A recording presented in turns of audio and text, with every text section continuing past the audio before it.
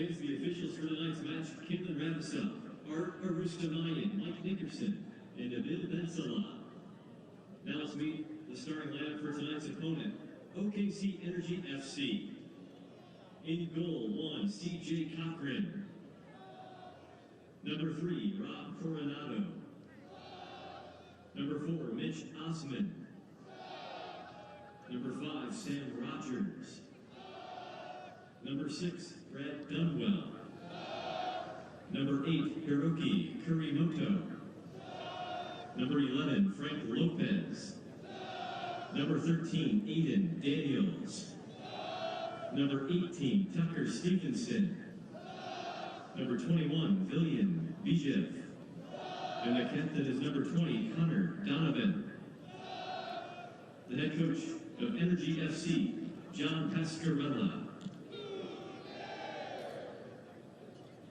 And fans, let's meet the starting 11 for your Indy 11. In goal, number 1, Jordan Farr. Number 2, Patrick Segrist. Number 4, Nedelko Melic. Number 6, Jeremiah Gutyar. Number 8, Cammy Smith. Number 10, Gordon Wild. Number 15, Nabil Akshaw. Number 17, Nick Moon. Number 27, Nikki Law. Number 29, Manuel Artiaga. And the captain, number 20, Carl Ouimet. The head coach for your Indy 11 is Martin Rennie. The Indy 11 assistant coaches, Max Rogers, Phil Presser, and Andy Swift. The head athletic trainer is Misha Kinsey. The team doctor, Dr. Ashley Warren.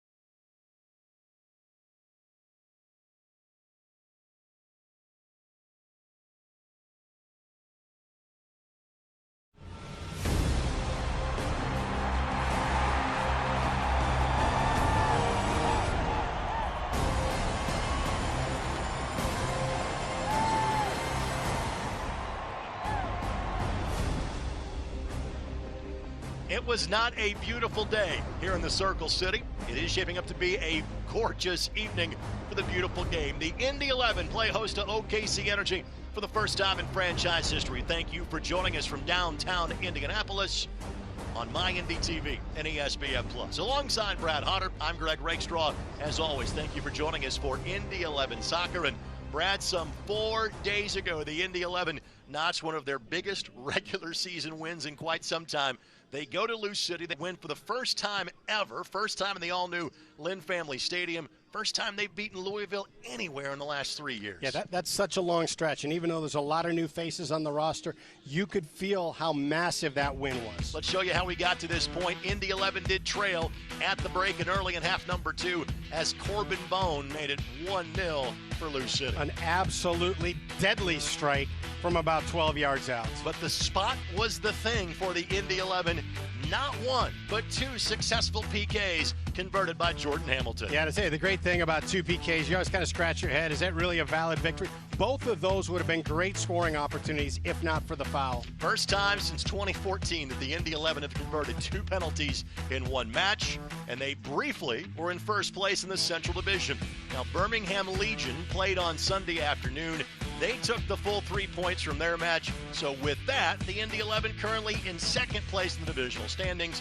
Again, the key thing is be in that top 4, because that was what will get Indy in the playoffs for the 3rd time in their 4 years in the USL Championship. We'll tell you more about the visitors from Oklahoma City when we come back, as starting lineups and opening kickoff is just moments away. Thanks for joining us for Indy 11 Soccer here on My Indy TV and ESPN+.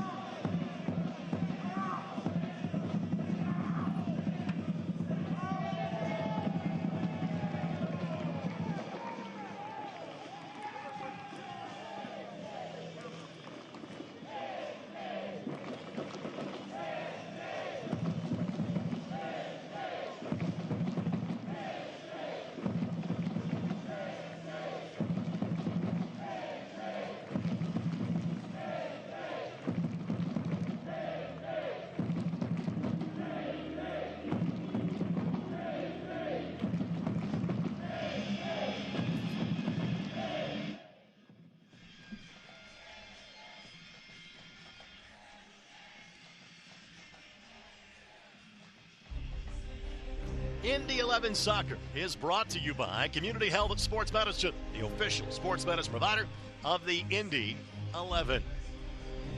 Teams returning to the pitch, getting ready for the introduction of tonight's starting lineups and opening kickoff here from Carroll Stadium. The Select Soccer Ball is ready for action. We thank you for joining us on My Indy TV and ESPN+. This OKC Energy team is 0-3-3 on the season.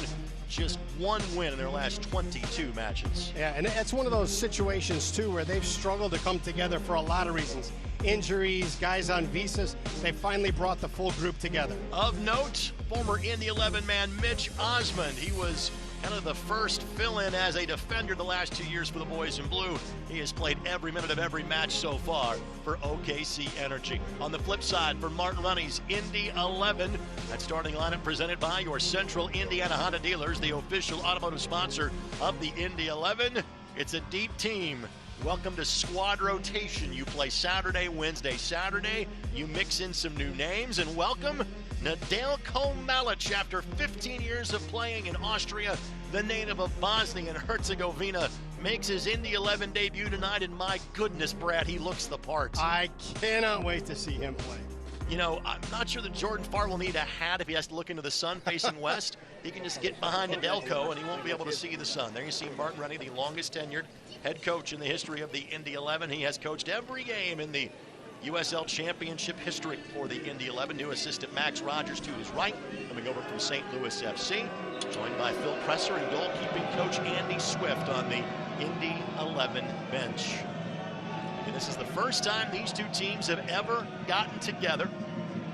This is the 8th year for each of these two clubs. The first 7 years, last 6 especially for OKC Energy, they have always been in the Western Conference. They come east this year. It's the first of 4 meetings, and we thank you for joining us here on My Indy TV and ESPN+. OKC Energy coming off a 0-0 draw against Memphis 901. That is on Saturday night. It is Memphis that will be here this coming Saturday night. far. Making his 7th start of the campaign. Here is Gordon Wild, 2 assists the last time the Indy 11 were here. Overlap to his right and Nick Moon. Moon, who touched that last? I believe it was the defender. It was. Yeah, I tell you what, he just needed that ball a little bit more in front of him, a little bit more pace, and he could have turned the edge on that defender.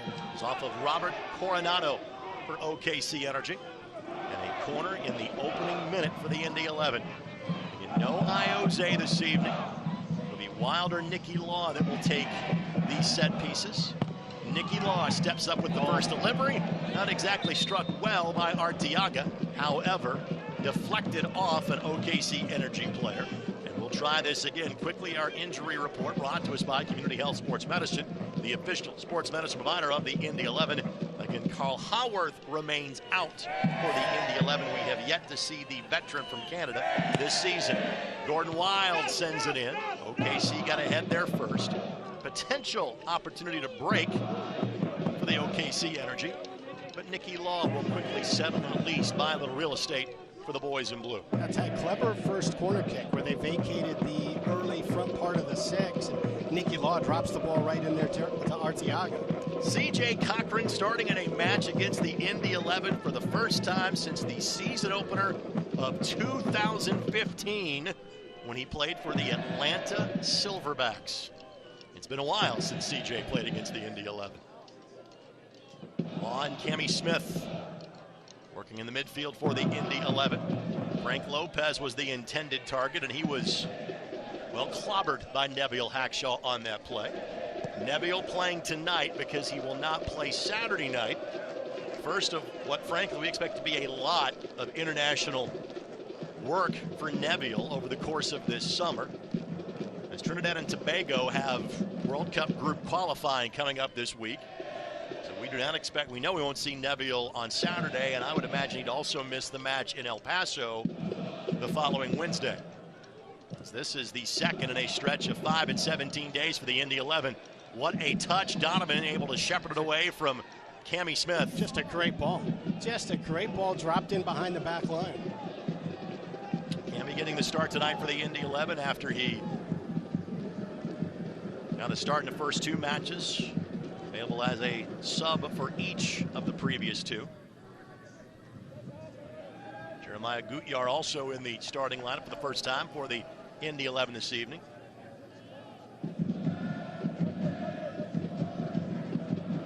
You see Connor Donovan wearing the captain's armband for OKC Energy. Played last year for longtime Indy 11 rival North Carolina FC. This is an OKC Energy team that kind of has pulled players from really many different parts of the USL Championship. Get to our keys to this match, presented by your Central Indiana Honda dealers, the official automotive sponsor of the Indy 11. And for Indy, it is time to move on from the joy of Saturday night. Absolutely. You get concerned as a coach after a big win. How are the guys going to respond to the next opponent? You got to make sure that none of the energy is dulled in the attention to details of the game. And the next is to read the edges. You got 2 really creative and dynamic players on the outside in Moon and Segrist. When you play with 3 up top, sometimes the space can get congested. Those guys have to come and see, do we need to get through in combination, or do I stay out of that space and let one of them attack the edge defender? For OKC, they got to be dynamic on the counters. You saw them attempting that on the breakout from the corner kick. There's only going to be a few moments in this game where Indy's shape is going to be stretched. They got to take advantage of those, and they also have to find the boots of the target. They cannot get so gung-ho to go forward that they keep giving the ball away. They can't play 80% on defense. So when you do not have those chances, when the 11 are stretched, get it to the forward's feet, let them hold it for a bit, and try and build play. Good combination there by Wild and Moon. Moon put that ball exactly where Gordon Wild was hoping to get it. The throw-in coming in front of the Indy 11 bench for the second-year man for the Indy 11. For Nick, this is now the 21st match he has appeared in for the Indy 11. He has played in every match since being signed by the Indy 11 before the beginning of last year. I tell you, it was a great pickup, and he was made for this outside position here. When he's got the space to attack, he has been just incredible. Malich blasts this one. Cochran wisely realizes where he was and had to play that with his head. It's not exactly a smooth distribution by OKC Energy, but effective enough as they clear their own 18 with Cochran away from his line. Yeah, and you wonder if they picked up something on film against OKC with that ball over Donovan, because twice they've had Cammie Smith just sitting into the space in front of him looking to dart in behind. This is the third match in 8 days for OKC Energy. They did play last Wednesday night, and they have yet to pick up a win this year. 3 losses and 3 draws so far for John Pascarella's side. OKC lost at Birmingham 1-0 last Wednesday. And now they have a 10-day respite after this match.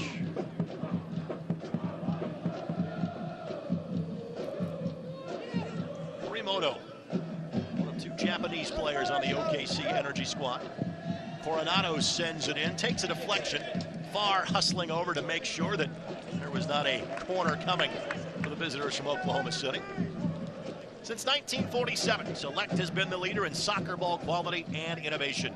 Select is the official ball supplier of the USL Championship and many of the elite leagues throughout Europe. For the latest Select products and special offers, visit SelectSportAmerica.com.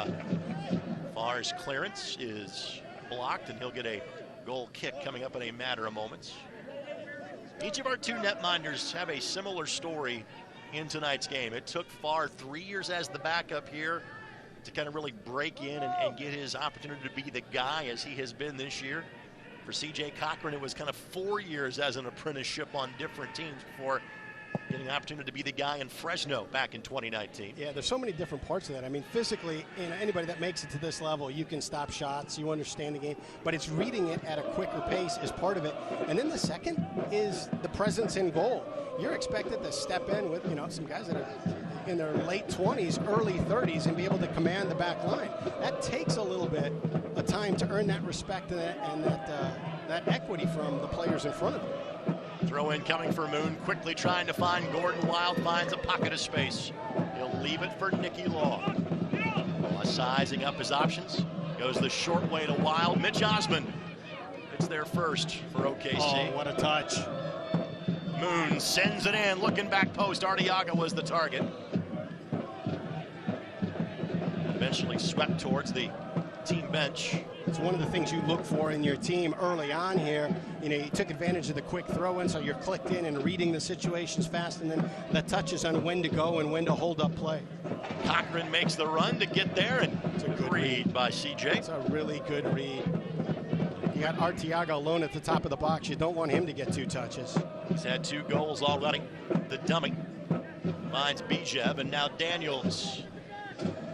This is Aiden Daniels at the edge of the 18. Waits for Coronado. Trying to set up a window to shoot. Little give and go that Malich read perfectly. AJ Cochran has played that center back role in the back 3 for the Indy 11 for the first 4 games this season. I want to make sure that Malich got an opportunity tonight. He played 15 years in the top flight in Austria. It's incredible. His club ceased operations at the beginning of the pandemic last year.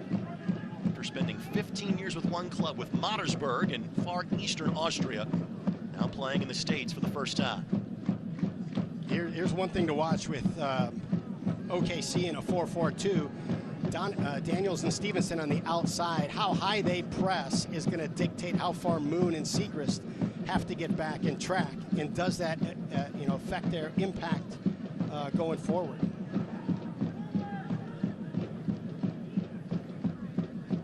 Of course, this match is brought to us by Keystone Construction. It's more than construction. We build a vision. Opportunity here. Coronado.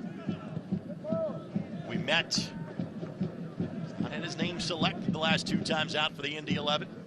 Jared Timmer did awfully well in his stead. Tonight, the 83rd appearance for Carl Ouimet in an Indy 11 uniform. He is now up to 5th in terms of number of matches played in club history. And we've talked about this. We talked about it with Mitch Osmond last year about how you need that. Oh, Wild in front of Osmond.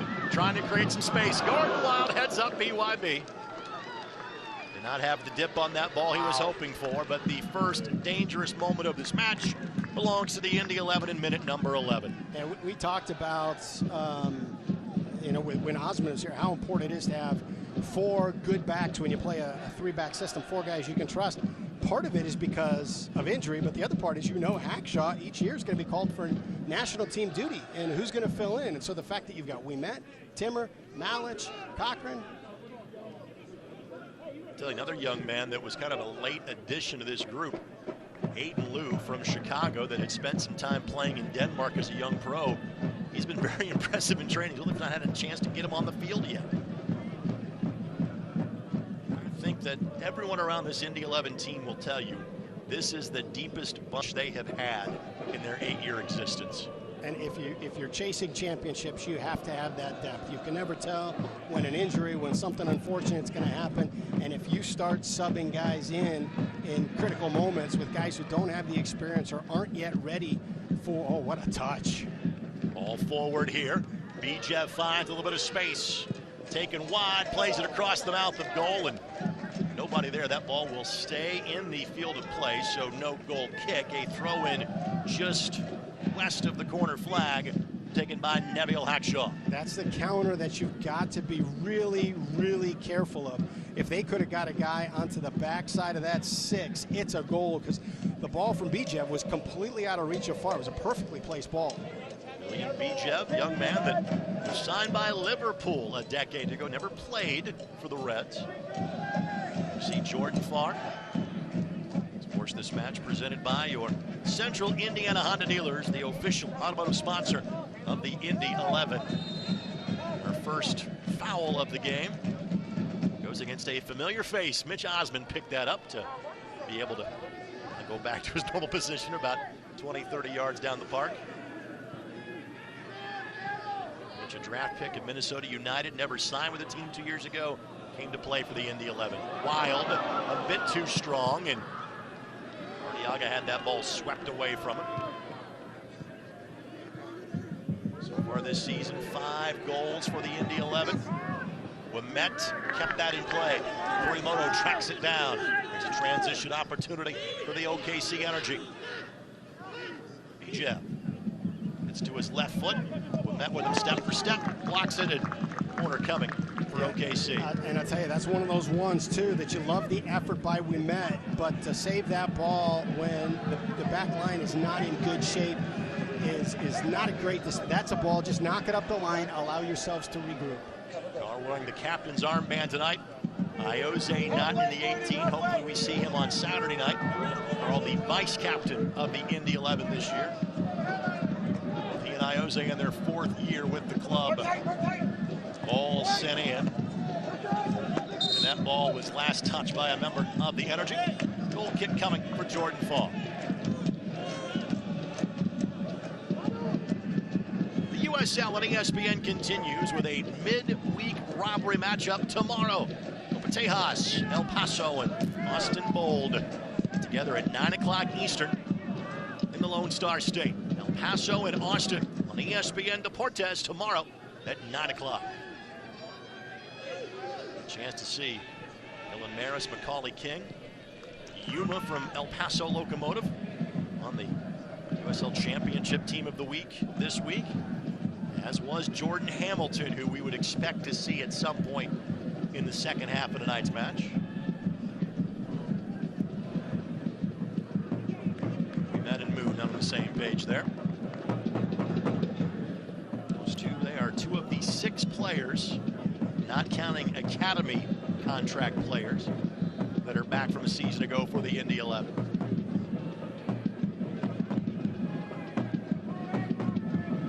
Only 4 in uniform tonight. All 4 are on the pitch as we speak. Those 2, Farr and Hackshaw. Other than that, these are all players making their Indy 11 debut this season. Cochran did not exactly hand that as cleanly as he would have liked to. Closed down by Bijev to force a Nick Moon throw in.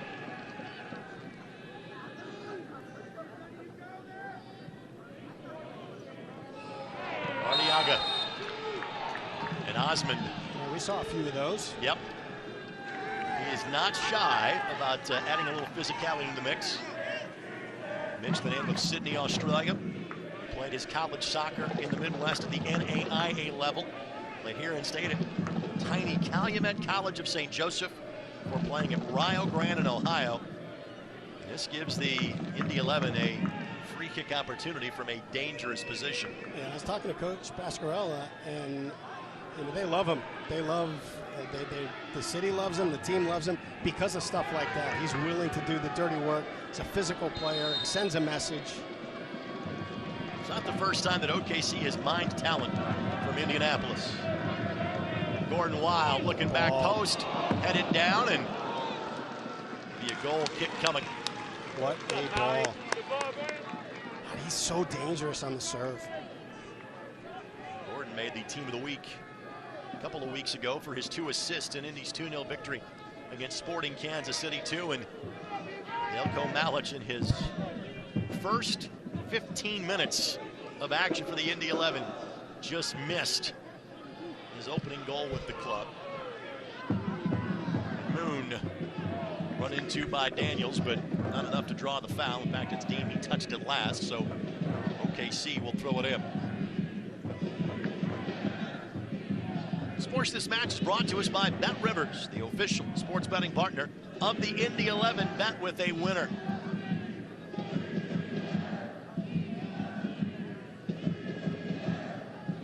Our battalion, always great to hear them. Again, maybe not as large of a group on a midweek match as we saw 10 days ago on a Saturday night. Good news for the Indy 11 is there are only 2 midweek home matches this year. And they're both about ready to happen. BJ all the way to the corner flag, and we will poke that out, not for a corner, but for a throw. The other midweek match is not too far from now, 13 days from now.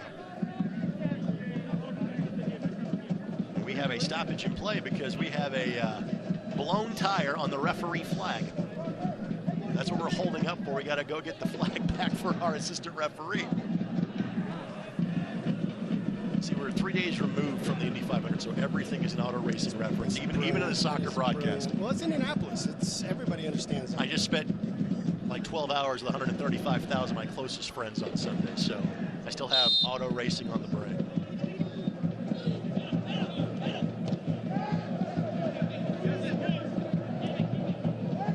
Looking back host, headed down. Lopez was the target. Malic skies it. Not a danger yet. Nicky Law will buy a bit more breathing space, and then I like the thought, though. Just a rocket from the right foot of Daniels that just steers a bit wide of target. So congested in that pocket that there's not the space to bring it down and do something with it. Just pull the trigger. Sports This Match brought to us by Community Health Sports Medicine. Dream big, work hard, and finish strong. Osmond the step. Cammy Smith gets the turf bounce, and the Scotsman off to the races. I think he was trying to find Moon. Artiaga did not get as much on that one as he would have liked to. He just missed a brace the last time he was here in the victory against Sporting Kansas City 2. He and Connor Donovan a nice tap on the back for one another. But look at the latest Indy 11 opportunity.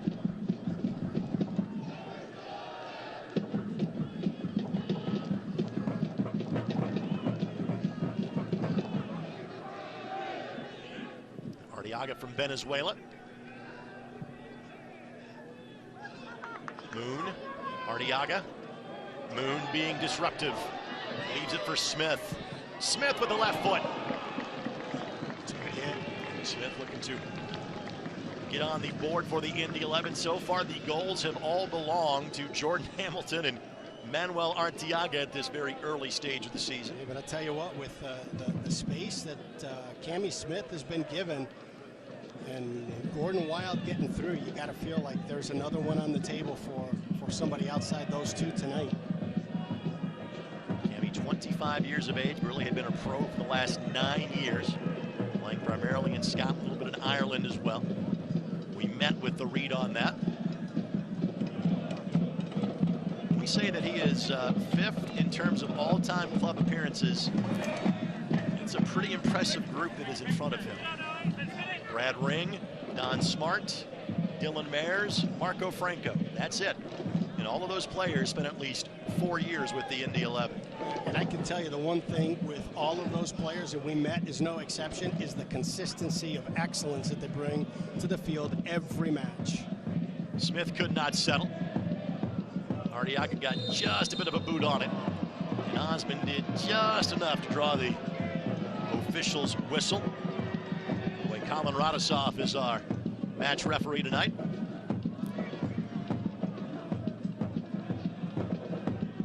Osmond entered this match for OKC Energy as one of 4 players that have played at every minute of every match so far this year. 3 along the back line, and their netminder and Cochran. Ball played his way as we speak. Renato and Donovan, the other 2 that are of that group. Lopez. Tough battle for Lopez.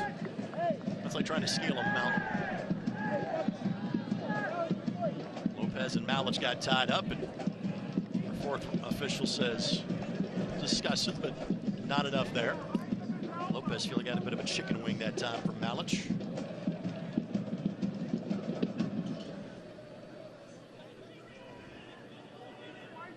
Nedeljko a bit more sizable than the 2 players that have worn number 4 before him.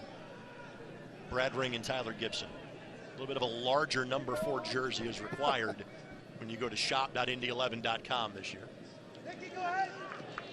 Nice touch by Nicky Law.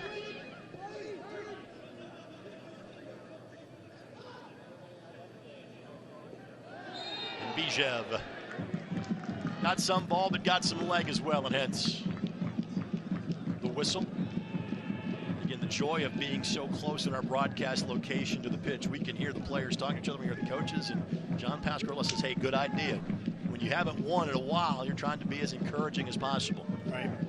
You got to go back to last July when OKC Energy last pulled the full 3 points in a match.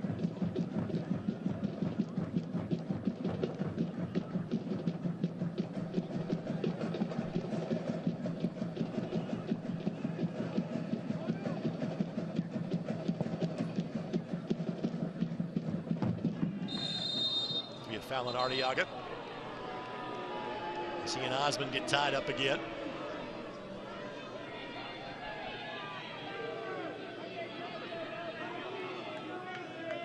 That is going to be a battle that's going to continue for another hour plus. And Mitch is not going to back away. It's not in his nature, and frankly, neither is Manu, as he is known amongst his Indy 11 teammates.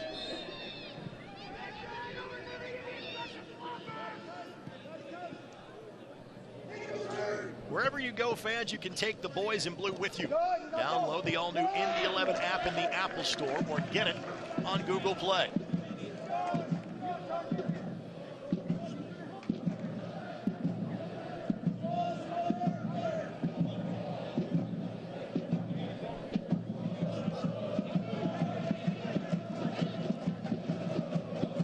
Hold up play by Lopez. Trying to find a sliver of space. And it's impressive. He's not typically their hold-up guy. He's the guy that runs through in behind. They're trying to find him in seams. Lopez, one of 4 different goal scorers the Energy have had this year. No player has more than a goal for OKC. A good read by Osmond. Of course, this match is brought to us by Keystone Construction. It's more than construction, we build a vision.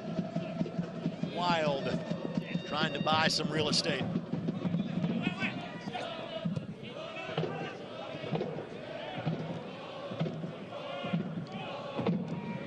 Cammy Smith, good looking turn. Moon, Law, able to avoid the tackle. The first one, not the second one. It will be a throw-in for the Indy 11, but beautiful combination play by Martin Lenny's team.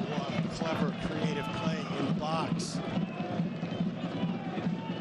Law over 500 matches in the English Football League, or the equivalent in Scotland. He's playing at League 2 Exeter City. He announced his desire to come play for the Indy 11 at the end of January.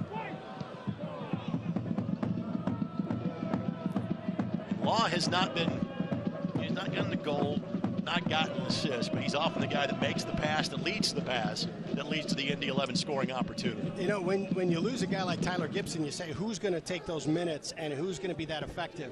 You know, he was such a consistent passer for us. He was such a connector. Nicky Law is doing the dirty work in the middle. He's everywhere defensively, and then he's serving as that connector.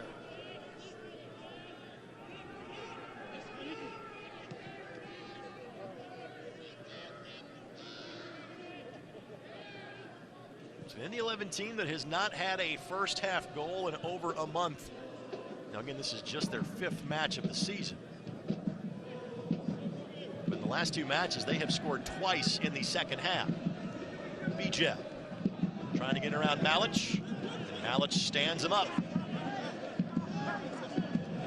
Yeah, those are the moments for OKC where they've got to be a bit more disciplined in that. You've got a 2v2 against Malic and a Hackshaw. You got to have more than just taking it right into his feet. Malic with a quick look at Bijeb saying, get up, get up.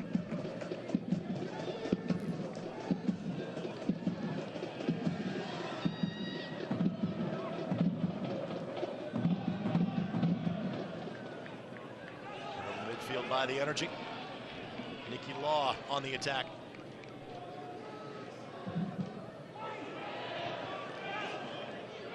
Moon, one touch to settle. Left foot that is up and over the BYB. Fans, this reminder, you can join us every Saturday morning for Soccer Saturday. 93.5 and 107.5 The Fan. Our guest list will largely be determined by what happens in this match. I am sitting on a couple of great soccer author interviews. Steve Mandis talking about his new book, What Happened to the U.S. Men's National Team, and Meg Linehan has a new book out. Meg does a wonderful job covering the NWSL. There's a brand new book out about Megan Rapinoe's life story and life lessons you can learn. So you might hear one or not of both of those coming up this week on Soccer Saturday on The Fan. That's like Rakestraw's book club.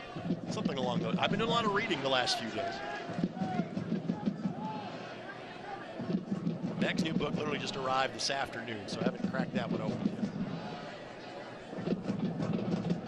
But there's always book season whenever it's national team season. It's amazing how those things go hand in hand.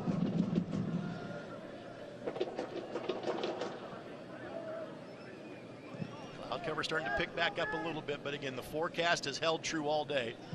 Literally rain until about 5 o'clock this evening. And then the clouds started to part, blue skies and sunshine. There is rain in the forecast again tomorrow. What a touch by Nicky. You see a little bit of backspin, so when that ball hits the ground, it's going to hold up. Player going down for OKC Energy. Player that is injured is Sam Rogers. Talk about why that was such a special pass there, Brad. Well, it's like in golf, you know, when you're looking to take your pitching wedge and get a ball up under the green and have it sit instead of roll. So much backspin on that ball that it was high enough to clear the defender, and there wasn't much space, so it couldn't run. He didn't have the space to have it run, but there was enough backspin that once it cleared the defender and hit the ground, it just laid up. Rogers, 22 years of age. You see him on the field. He is a 4-year pro, came up through the Seattle Sounders organization. It's been parts of the last 4 years with what was first known as Sounders 2 and then became the Tacoma Defiance, and he is kind of grasping at that left knee, but I saw that left ankle roll when he landed. Trainer out for the Energy to check on Rogers. That's Matt Ramirez that handles those duties for the Energy. Rogers will try to soldier on, but temporarily the Energy will play a man down.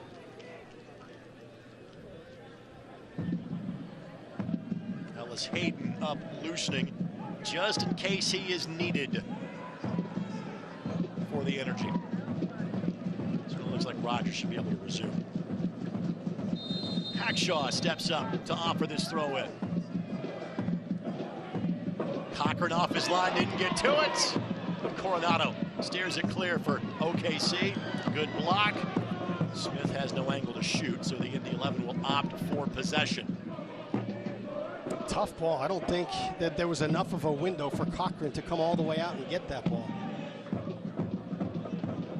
Bijev back to help in terms of possession.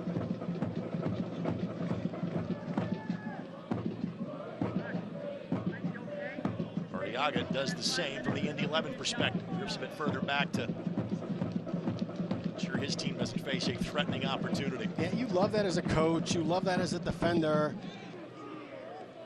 Wild stayed on side. Trying to create some space. Left foot sends it across, and Rogers back on the pitch and calmly steers that one toward the BYB. Indy 11 corner. Yeah, I don't understand why Indy 11 is taking a corner kick right now. Coronado's trying to bring a ball down with Gordon Wild right on him. When he's first to ball, just drive it up the field. Why try to bring that ball down?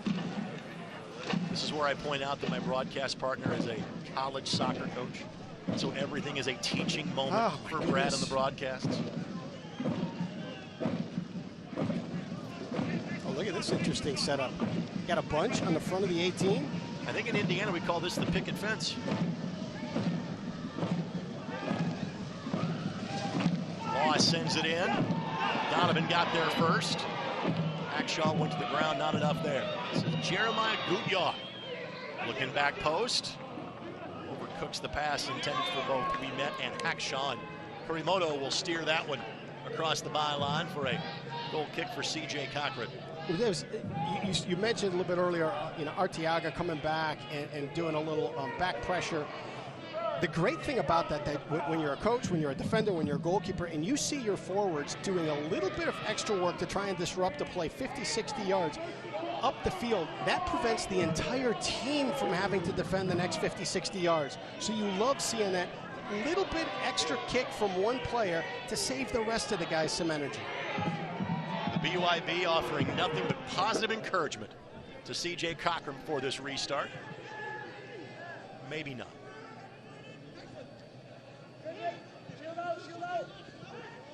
Daniels can't track that one down. Moon with the throw in. The next home match for the Indy 11 in less than 3 days. Memphis 901 FC makes their first trip to Carroll Stadium. Fourth time those two teams will have gotten together, and Indy has won the previous 3, all by multiple goals. You can see that on our sister station, Wish TV. Well, of course, on ESPN Plus. Kickoff just after 7 o'clock.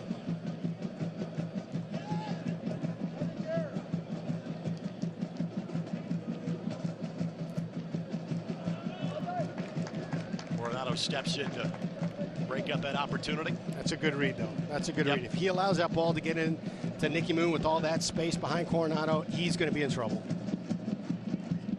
Wild's touch to Arteaga was just deflected away. Now Donovan for the long distance ball, well-weighted ball that Hackshaw got there to at least slow up the momentum for the Energy. Gutyar gives chase against Dunwell of OKC.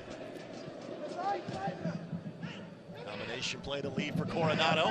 Coronado gives it a blast, and that did take a deflection off an Indy 11 player, so a corner coming for the visitors from Oklahoma City. Good little build-up.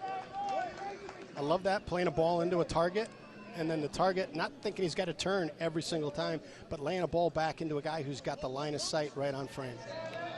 Fans, you can show your Indy 11 pride and get your exclusive Indian Members Credit Union Indy 11 debit card at any IMCU branch or online now at imcu.com today.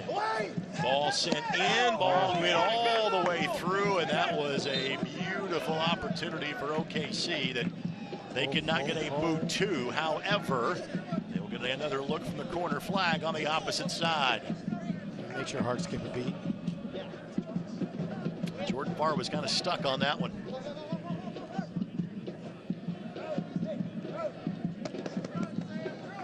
He has scored 5 goals in this young season. They have allowed 3.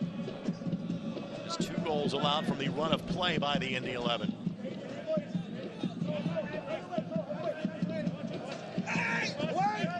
This corner, Rogers got a first touch to it. Wild got the next touch to it. Arteaga could not get the touch he was looking for, but did enough to knock down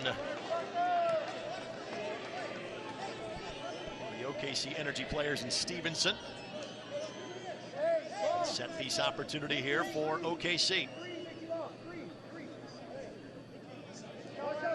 think it was just that kind of that off arm that probably drew the whistle. It's tough. You know, you get 3 restarts in a row. First one incredibly dangerous.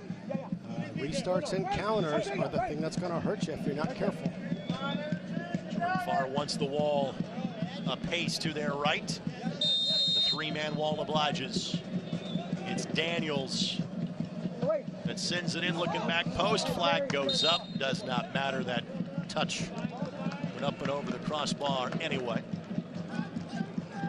And Mitch Osmond, he has not taken away hair from his sides. He has added hair to the top from what we saw him from a follicular standpoint when he played for the Indy 11. What the heck is that word? Follicle, something you and I have lacked for a long time. That's probably why I don't know it. Gordon Wild looking to settle. Wild. Oh my goodness. Lifted up and over the bar. I'm thinking, okay, you're right on the edge, that you're almost outside of a shooting angle. You've got one last chance, but it's not going to be a perfectly ball that's going to lay up perfectly for you. And you got Cammy Smith back post. What are you going to do? You're going to hit the crossbar. Holy smokes. The last time he spent a full season at this level, he played with Loudoun United 2 years ago, scored 10 times. In 55 college matches, Gordon scored 37 times. Splitting time 1.25. Sure. Splitting time with USC Upstate. And playing for the Maryland Terrapins. Germany.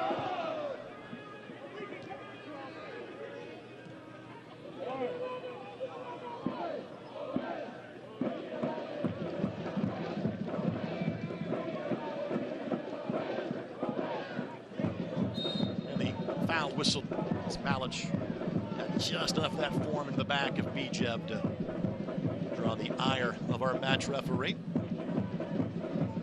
Fans, a reminder to watch Wish TV, your local news source. Find them online at wishtv.com. Reminder, that's where Saturday's match will be. One of 6 matches you'll see on Wish this season.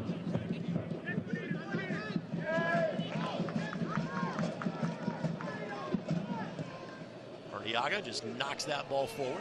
See if a teammate can give chase. Instead, Donovan will steer it towards the Indy 11 bench. We'll switch sides of the attack. We have barely called Patrick Segrist's name tonight. Everything has been down the right flank for the Indy 11.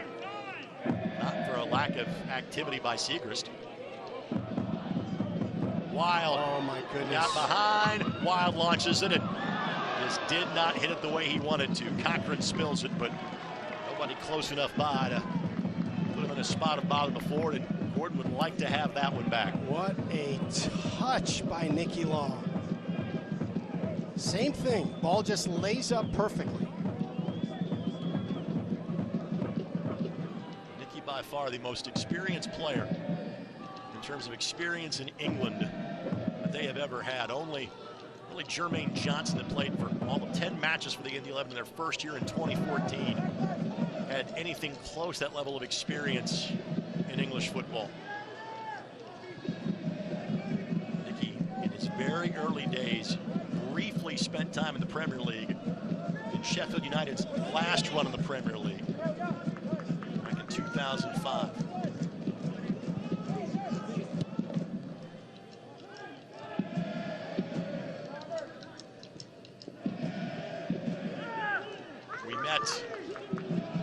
Drops Bijeb. Martiaga and Smith to the left of Wild. Wild cuts it back, and probably about as good of a result as you could have on that pass for the Indy 11. Yeah, with that extra touch, he drew those 2 defenders in. It eliminated some of his space, opened up a little bit into the middle, but they came at an angle that didn't allow him to play the ball across. Clearly you can see Wild is a left-footed dominated player. Wants to try to get into that wing if he can. Great ball again by Law. Wild now sets up, said left foot. What a save. Told you that left foot was pretty good. What Cochran with hit. the dive, and corner kick coming for the Indy 11. And what a save.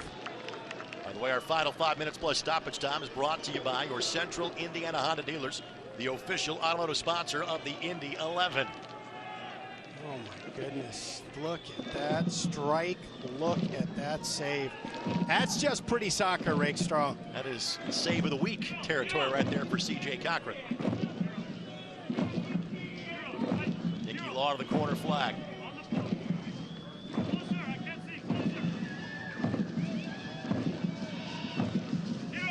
The 11 with 8 in the box. Ball goes all the way through. I believe it was last touched by the 11 player. Yep. Nope. Official says corner kick. Linesman was pointing towards CJ Cochran. Alvarado says nope, corner flag. More work to do here for OKC. I'll tell you what, when you've got a player like Gordon Wild who serves the ball so well, and a guy of Malich's size, you got to figure, hey. Wild sends it in, headed down, and that's a goal for the Indy 11. Nick Moon gets his first strike of the season after having 2 in his rookie campaign for the club a year ago. It's time to cue the smoke one more time, and the Indy 11 have their first half goal since the season opener. So important to get it now and not go into halftime, you know, trying to say, hey, look, we're playing great, but we got to have that end result. And much like that first strike against Sporting Kansas City 10 days ago, you keep giving Indy 11 that many looks, it's going to come back to bite you. Yeah, and look at how Malich and Hackshaw make front post runs. They draw all the defenders and open up that middle gap for Nick Moon. The way that the coaches turned to Max Rogers and pointed to him, you have to believe that this was by design. Max again had spent time with St. Louis FC as an assistant coach. He joined the Indy 11 staff when Juan Guerra ended up joining Phoenix Rising at the beginning of the season. By the way, congratulations to Juan and his family. They welcomed a new baby to the family just a few days ago. I know since Phoenix isn't playing tonight that, Juan, you are watching. Congratulations, my friend. I'll tell you, I was on a ESPN Plus USL Championship binge Saturday night. I went from Lou City and Indy 11 to the Memphis OKC game to listen to old Coach Hankinson down in San Antonio against RGV, and then finished it up with Sacramento and Phoenix.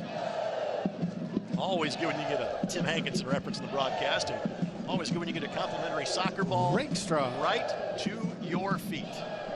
I don't want to be that guy that just, randomly throws it back on the field, so waiting for the ball person to look my way before retrieving it. I think in the now 5 years we have done matches from here, I think that's the first time a ball has actually made it to our broadcast location. It's the first time for everything, folks.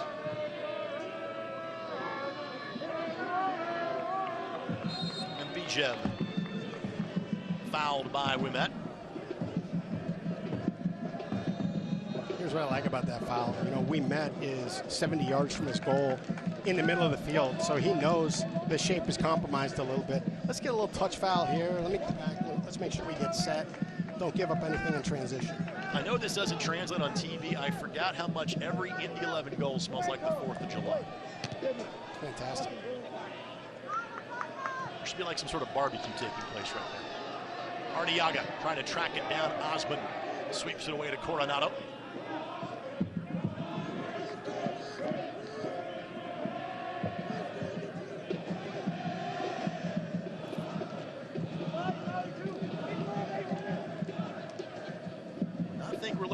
That much in terms of added time.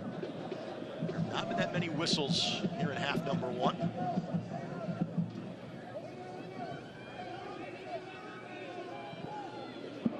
Fouls, but nothing close to card-worthy in either direction. Looking back post, ball curling away, and enough of a foul there. Committed by the OKC Energy player to draw a whistle. And our 4th official tonight. This is 2 additional minutes played before the teams head to the locker room. Nabil Ben Salah, by the way, is our 4th official tonight. Artur Rustamai and Mike Nickerson are our assistant referees this evening. Trying to make it 4 wins from their first 5 matches of the season. There is other action in the Central Division tonight. Tulsa and Sporting Kansas City 2 are about to start here in a few minutes. But a win for the Indy 11 would put them in first place in the Central, as Birmingham has the evening off. Indy already owner of a victory in Birmingham under less than ideal field conditions back on May the 1st. Halfway through our added time here in half number 1.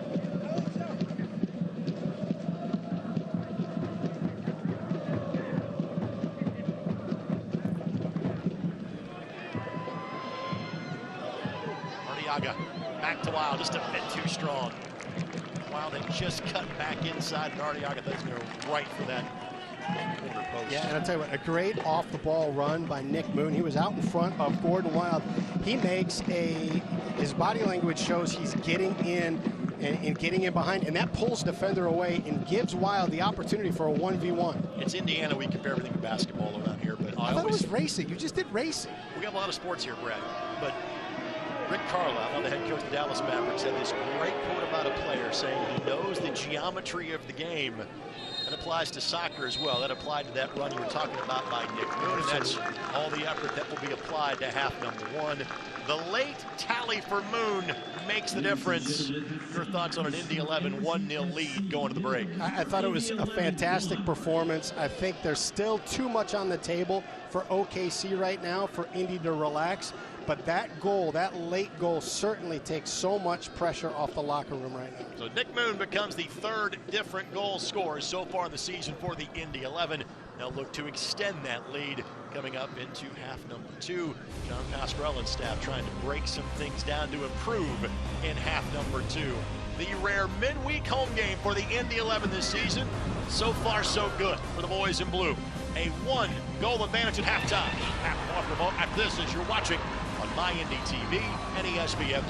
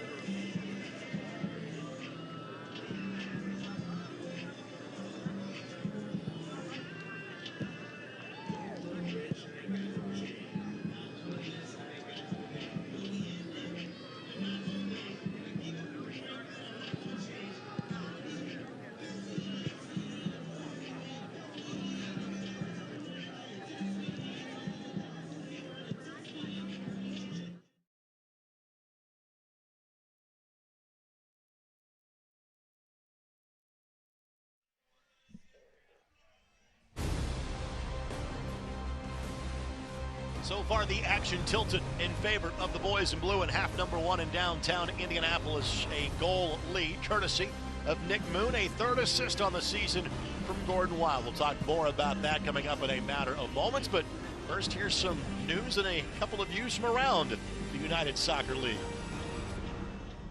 I did get an interesting text from someone in the Phoenix organization talking about how big and physical that game was, and maybe they didn't necessarily know it was going to be just like that. I think they got a good taste. By the way, in case you're wondering, Forrest Lasso is competing for the Summer Olympics in gymnastics. Just wanted you to know. What you So got is next? Lee Cohen. He was part of that routine. Bring it to me. Forrest Lasso, the defender of the year, leaping over the ad boards and pirouetting his way toward the dugout.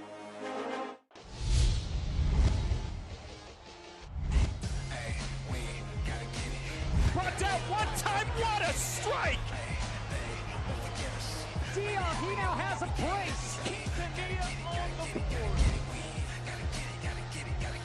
Into the back net, Dylan Mirris. Terror sends it out. And a goal there by El Paso.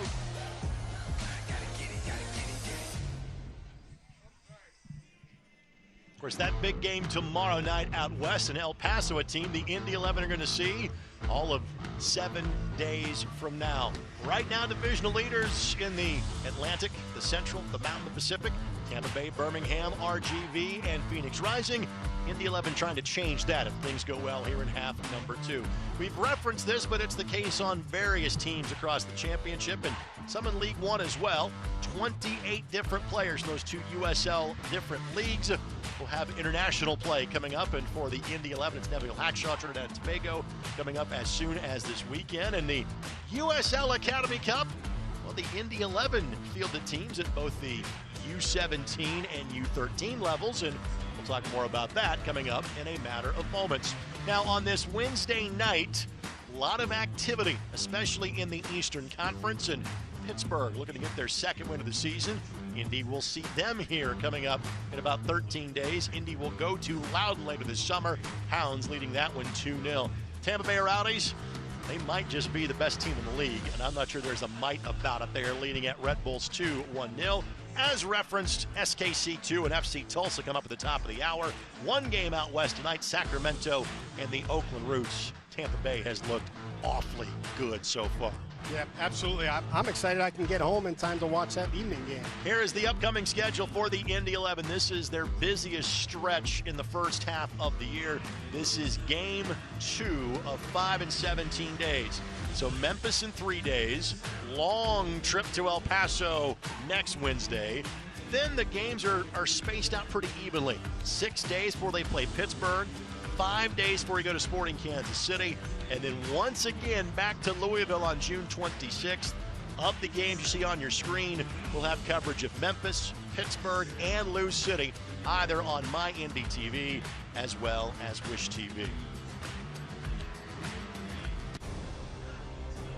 So with that, we reference the fact that the USL Academy Cup, including teams from the Indy 11, congratulations to both the U13 and U17 teams in partnership with the Indiana Fire Academy.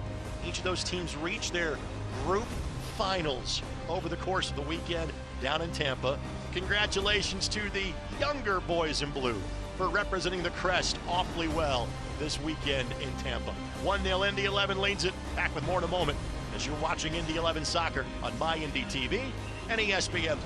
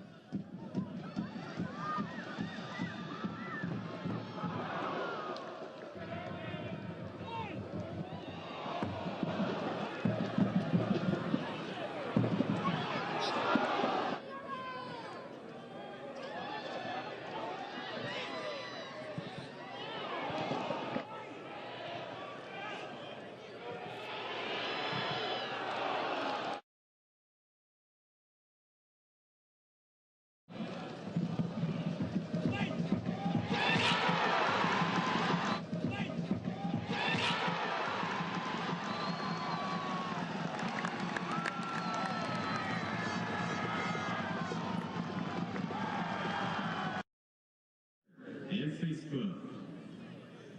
And when you you need care, nothing should get in the way. No barriers or hoops to jump through, just an easy way to get the attention you need, however it's best for you.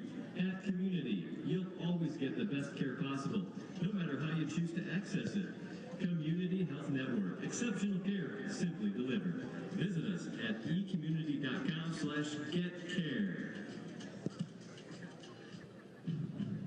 So how will this drive in your head? It should be pretty simple, right? It's the same power train, it's just a shorter vehicle with gas.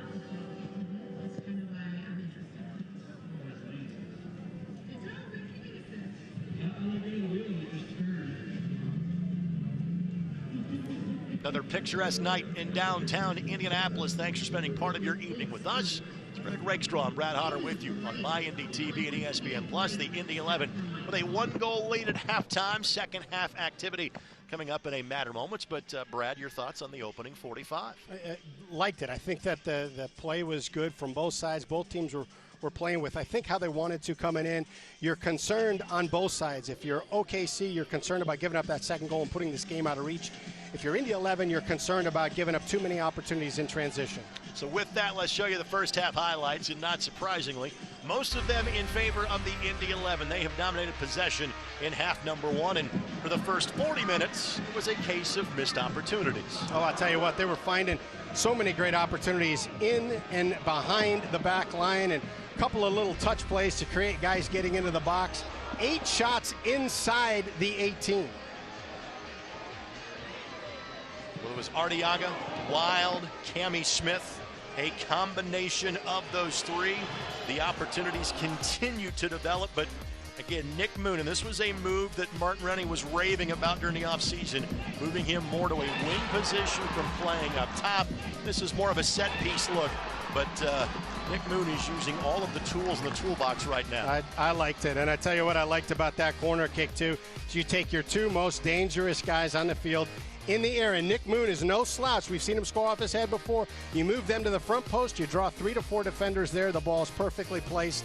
Nicky Moon finishes it. 3 shots on target for the Indy 11, 1 goal, 1 tremendous save from C.J. Cochran on what could have been Gordon Wild's first goal of the season. Again, a lot of corners, a lot of set pieces in half number one. Not much in terms of offside flags, and nothing from a yellow card perspective as well for the Indy 11. Now, you look at the shots, and 10 shots for Indy 11, 8 in the box, 2 from outside. Flip that for OKC Energy, 5 shots, but most of them are coming from outside the 18. They've still been dangerous, but they're coming more from distance right now. Let's talk about players we have not seen before until tonight, or we're seeing more of this evening. Clearly the man making his debut, Nedeljko Malic. Early thoughts on the gentleman from Bosnia and Herzegovina? I like it. You know, there's sometimes you get physically big players that don't play physically big. He does. He's a presence out there. You see Jordan Hamilton. He is tied for 7th in the league in terms of goals scored with 3. Became the first Indy 11 player since Kleberson in 2014 to connect on 2 penalties in the same match. Amazingly, the Indy 11 did that twice against the same team back in 2014 in the Atlanta Silverbacks. Unbelievable. Did you even have to look that up? Or? I did. Really? There's this wonderful thing called Wikipedia, and everything that's on there is true. So if you go back and look on it, you'll find out little factoids about this. No, I understand. That's how I do it. I just assume that all this data and facts are inside that skull of yours. And I just say it convincingly. That way people actually believe me. I do. Now, as I wave to former Indiana University Athletic Director Fred Glass, that's who I was pointing to, by the way, not just the voices in my head. Let's talk about an Indiana Hoosier through and through. Jeremiah Gutjahr grew up at Bloomington North High School. His dad is a professor at Indiana University. We have seen him play as a sub the first 3 of the first 4 matches. He's a starter tonight. Thoughts about what you're seeing from number 6? Liked it, because one of the things you look at in a situation of someone of his talent that hasn't gotten the starting minutes yet, is to say, okay, are you going to come in or are you going to try and overdo things? Great possession player, connected passes, never took chances that weren't there. Was, a couple times he was getting stressed with some pressure on him, knocks it all the way back to Jordan Farr, just everything to reset. A lot of maturity in those decisions. We had a good shot of head coach John Pasquarella for OKC Energy and Martin Rennie. They are literally chatting each other up all the way across the pitch. How often on the sidelines at Par are you talking with the opposing head coach for a good chunk of halftime? Rarely. You are a chatty fellow. So. Rarely. Rarely. I'm an introvert most of the time. You are the most outspoken introvert I have ever met in my life. I don't know. The nice part about most of the college stadiums is that your locker rooms are on different sides. You separate, and you don't have that kind of moment where you're coming through the same tunnel. We're going to talk to Martin Rennie in about 30 to 45 seconds while we're showing you Coach Pasquarella what you think was his message to his guys at halftime. I think you got to stay true to what you came in to do. Defend, defend, defend. Don't let this game get to 2, and take advantage. Be dynamic in transition on those counters. By the way, 2 different substitutions are about to enter for OKC Energy. Charlie Ward and Jaime Chavez. We'll talk more about Jaime coming up in a matter of moments. Let's talk to head coach Martin Rennie, who joins us now. Obviously, that late goal changes a bit of everything, Coach. Your thoughts about the first 45 minutes of play? Yeah, I thought we had a good half. We were quite dominant without, getting the goal until the end there. But the goal obviously helps. I think, we had quite a few chances where we just need to keep our composure, get the shots on target. But generally, happy with the first half. Coach, we'll let you get ready for half number 2. Thank you. Thank you. Martin Rennie joining us again, as he always does, pitch side. We'll look forward to chatting him up coming up to start half number 2. So OKC Energy making 2 substitutions. Charlie Ward coming in, but Jaime Chavez, a player that should like the fact that he is back here playing, because he probably has played here as much as any road opponent dating back to the Indy 11's days in the NASL. He spent 2 years playing for the Atlanta Silverbacks. By the way, that's the 3rd and final time I plan on mentioning the Silverbacks. That's the full bingo if you're playing at home. And then he also spent 2 years playing for Miami FC. Jaime has scored in this building before. He scored a lot. He's 34 years of age. He's a talented striker. Yeah, and he's just coming off of an injury, so he's finally getting healthy for the team, and they're excited to have him back. He is a great target forward. So when you're taking a look at trying to counter a team and build in transition, you've got numbers back. OKC is going to drop numbers back. Once you win the ball, you got to be able to find a big target so that you can decide whether you're going to support it and run off of him. He's the guy that can do that, and he's a finisher. Bijev and Lopez, neither of them left the game. Looks like Bijev may drop back a little bit and play more of kind of a midfield or winger role, but they're not exactly trading striker for striker. Ward comes into play more of a midfielder's role for OKC Energy. And they have been hard-pressed to score goals this year. They have scored just 4 in now 6.5 matches they have played. Did you expect there would be 3 references to the Atlanta Silverbacks in tonight's broadcast? Yes, okay. I did have that in my scouting notes. They've only been, not a team for 6 years. So here's Chavez right here. Chavez had a big year with Fresno 2 years ago, and many of these OKC Energy players spent time in Fresno before coming to Oklahoma City. Chavez's first touch is one he would like to have back. I'll tell you what, but he immediately makes a difference. That ball comes into him, he pops it out wide, allows players to support. The ball goes across to Bijev, and he's sitting right at the top of the box. Chavez from Irvine, California. Mentioned that year in Fresno, had 12 goals 2 years ago. All in all, he has scored 3 times in his career against the Indy 11.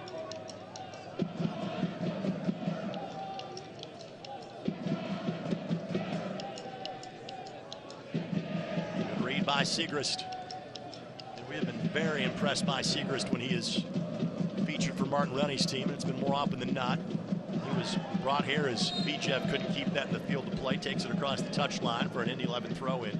Siegrist played his college soccer at Marquette, was a draft pick in Major League Soccer a year ago, on loan from Inter Miami in Major League Soccer. Traded by the Red Bulls in the offseason to Miami. Patrick made just 3 appearances for the Red Bulls in his loan year there, and that is a tackle of the American football variety from Rogers, as Arteaga goes to turf. No changes yet for Martin Rennie's side.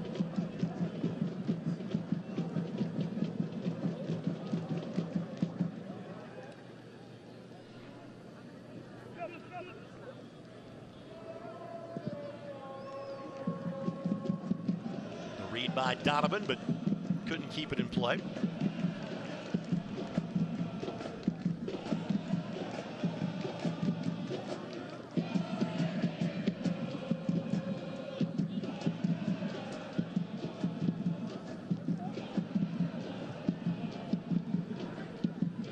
Dunwell and Stevenson, the players that exited for the Energy. Ward and Chavez featured in the mix. Chavez, just his third appearance of the season. He had played all of 18 minutes. Clearly the expectation is he'll play 45 here. Siegrist, what a move. It will be a throw-in, though, for OKC. Yeah, if you're the 11 right now, you want to connect a few passes. You want to make OKC defend. The last thing you want to do is have it come out of halftime with a couple of physical changes, the confidence of having a guy like Chavez up top, and have them be able to maintain a little bit of possession and control of this game where they can grow a little bit in confidence. You want to keep that gas pedal down right now if you're the 11. The 11 side saw out a 1-0 victory against Birmingham. Different for a couple of reasons. Hey, that was on the road, and again, if you weren't watching that night, those really were substandard field conditions that Indy and Birmingham played on that night, so it kind of made the fact that you were playing for 1 goal in that game more than likely. This game certainly has the feeling that there's at least 1 more goal left in it for either side, if not more than that. And again, you also wonder how, you know, kind of the legs factor features here late in the game. Great job by Lopez to play the ball off of Hackshaw. Again, for OKC, this is their 3rd match in 8 days. Of course, this match brought to us by Community Health Sports Medicine. Dream big, work hard, and finish strong. There's Hackshaw, his 3rd year with the Indy 11. There goes Siegrist off to the races. Law looking to find Wild. My goodness. And Osmond plays it right back to him. Great job by Coronado to dispossess him. And that'll be a foul whistle against Gordon Wild. Law's passing acumen is starting to become otherworldly for the Indy 11. It's just incredible. You know, that's a ball that needs to be driven, and it was driven. And you can follow the Indy 11 and the rest of the USL Championship all season long on ESPN+. Over the USL, MLS, Bundesliga, UFC, and more. Join the more than 12 million sports fans who've already discovered ESPN+ and watch the championship live every week. Sign up today at ESPNplus.com.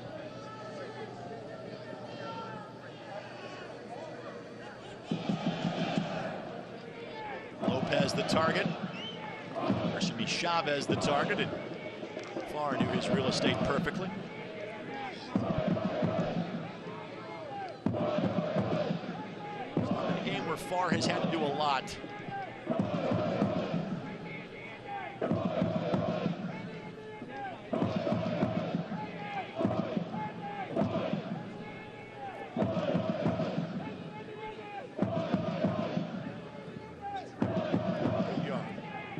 Finds Smith. Smith goes to ground. I'll tell you where the 11's having a lot of success in possessions right in front of the back 4 of OKC. There's a little gap between there. It's a really flat line in the midfield, really flat line on the back line, and the back 4 is giving a little bit of ground, and you're seeing Wild, Smith, and Arteaga just sitting in that gap, and they're able to get a couple touches before any pressure arrives. Jordan Hamilton starting to get loose for the Indy 11. Same for A.J. Cochran. Cochran, if he enters, you would assume would be in Malich's position. Not sure what the plan was for Malich tonight in terms of they felt he was 90 minutes fit yet or not. From a weather standpoint, can ask for a better night to play given the fact that it's temperatures that are in the 60s. Opportunity here. Arteaga has Smith to his right, Siegrist to his left. He'll play it backwards to Nicky Law. Now Gordon Wild. Wild looking back post, diving effort by Arteaga. Siegrist trying to follow it up, does not matter. Offside flag goes up on Arteaga. Game of inches. Arteaga appreciates the effort from Wild. Didn't have a good look at it there. Again, Arteaga didn't miss that by much. It would not have counted regardless.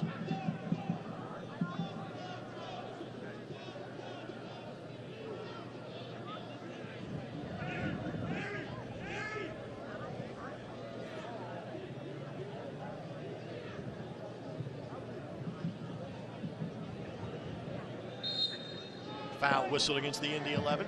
By the way, Gordon Wild with the assist earlier ties Josh Drack of LA Galaxy 2. He's been the only players to have 3 assists so far in this young season. Love the conversation I had with Gordon for Soccer Saturday last week. Documented the fact on a broadcast a couple of weeks ago. Comes from a family of circus performers in Germany. He said by the time he was 5 or 6, his focus was on soccer. He said you had to have a favorite like exercise or trick, so to speak. He goes, oh yeah, trampoline, no doubt. Oh, what kid doesn't like the you don't have to come from a family of circus performers.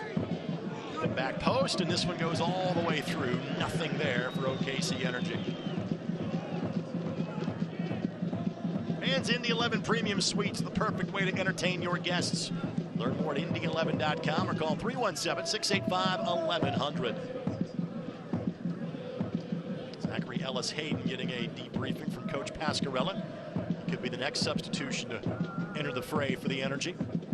As long as you brought up trampoline, have you ever seen YouTube videos of baby goats on trampolines? I have not, but I'm sure you have produced some. My goodness, they're fantastic. Malich couldn't control that one. Bijev, great job by Hackshaw to do everything he could to block that pass, and the Indy 11 may want to play this to the side, and there you go. Take a moment for a fallen comrade. That was a good thought by Bijev to see if he couldn't slip Lopez through.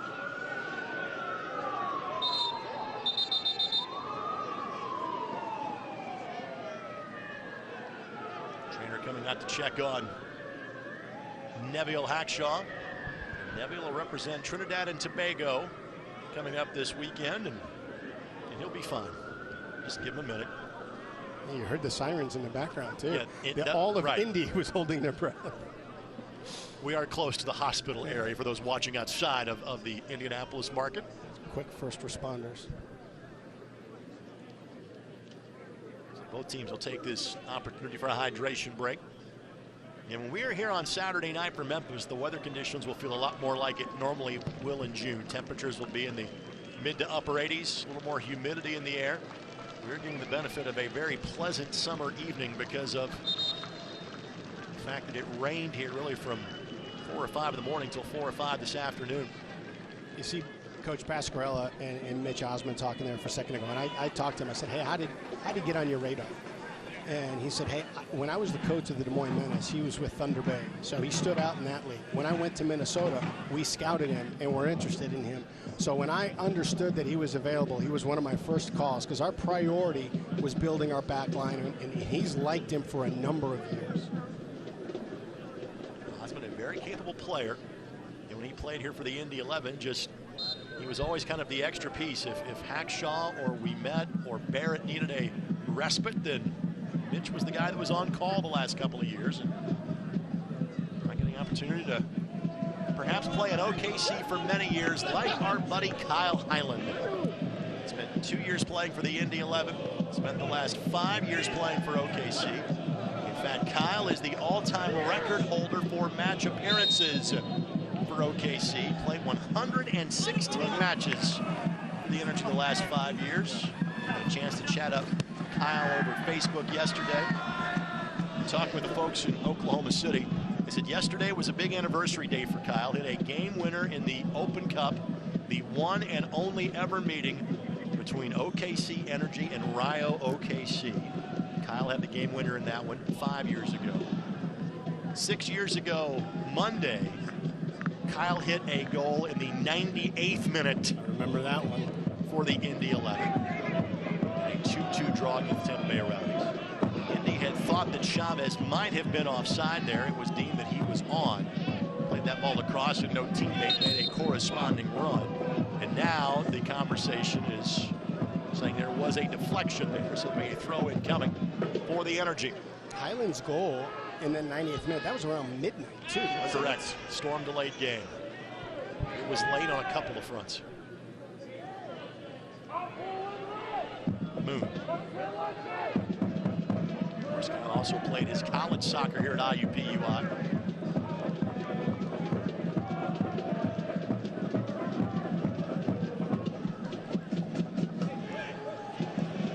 USL is committed to supporting the LGBTQ+ community. Through the Forever Proud project, the USL will strive to create safe and welcoming environments for all fans, players, employees, and partners. Learn more at uslsoccer.com/forever-proud.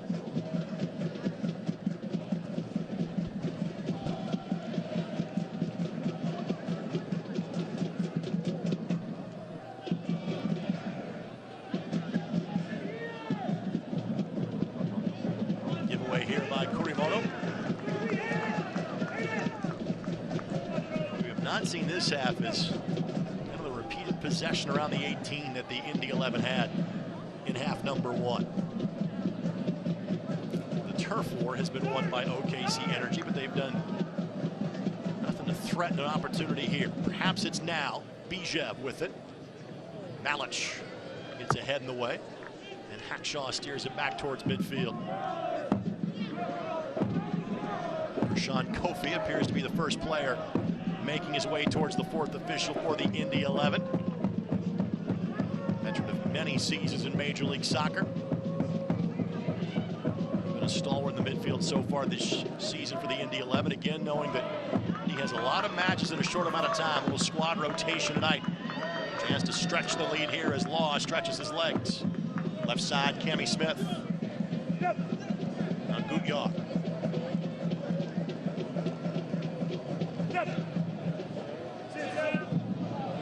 Law goes to ground and draws the foul. I'll tell you, that was such a veteran counterattack by Nicky Law. Every touch, he's taking a look to see what he's got on his right, what's on his left, and what's in the center. You know, too many guys lock in on one opportunity and just try and force it, even when it closes. He knew what was available to him the whole time. Ward and Nicky Law may have had similar backgrounds. Ward spent time with Aston Villa and Stoke City as a youth. 6th year that Ward has played in the USL Championship. Law trying to place the ball down for his restart. As accurate as Gordon Wild has been. They're trying a little bit of a deke there. I like his left foot bending into that same spot. Hey, even if they know it's coming, if he can put it to that same spot. Law being told to speed things up a little bit. Trying to play a little distraction game with the energy. There's been some creativity shown on these set pieces by the Indy 11 this year. Just a two-man wall that Cochran is looking to work around here.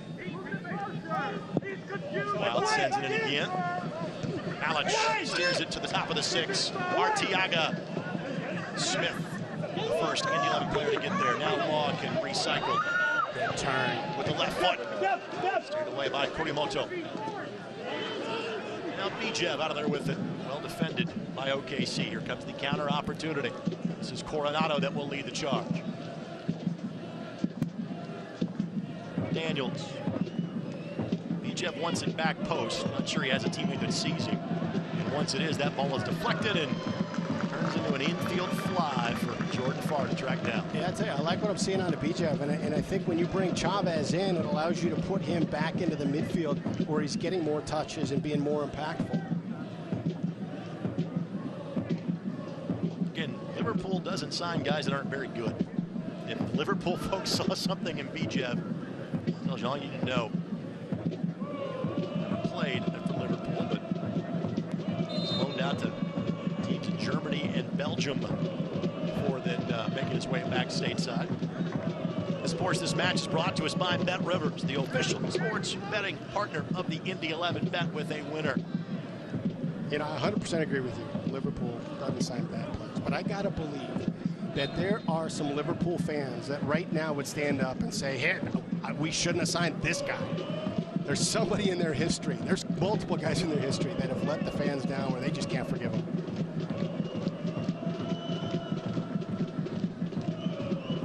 Manuel Arteaga is kind of a similar story for the Indy 11 in terms of places where, you know, his contract was, but never appeared for those teams. Opportunity here. Spar was off his line, and that one. That's a great turn. He's not only having to battle this bouncing ball in Malich, but he's got the presence to recognize that Farr is off his lane coming out for that ball and to spin and get a touch on it. That's an impressive play. again, that was truly the speed of thought, because you and I were having a separate conversation with Lopez in a matter of moments, nearly equalized this match. Segrest, the follow-up run, and good job to keep that in play. Guillard will slow him for a matter of moments. Such is the nature of a 1-0 lead. It appears that largely the Indy 11 have been in control. One moment of brilliance can equal things up and split the points. Law deemed to put a foul. And Ellis Hayden is ready to enter the fray for OKC. Jordan Hamilton is also about ready to do the same for the Indy 11.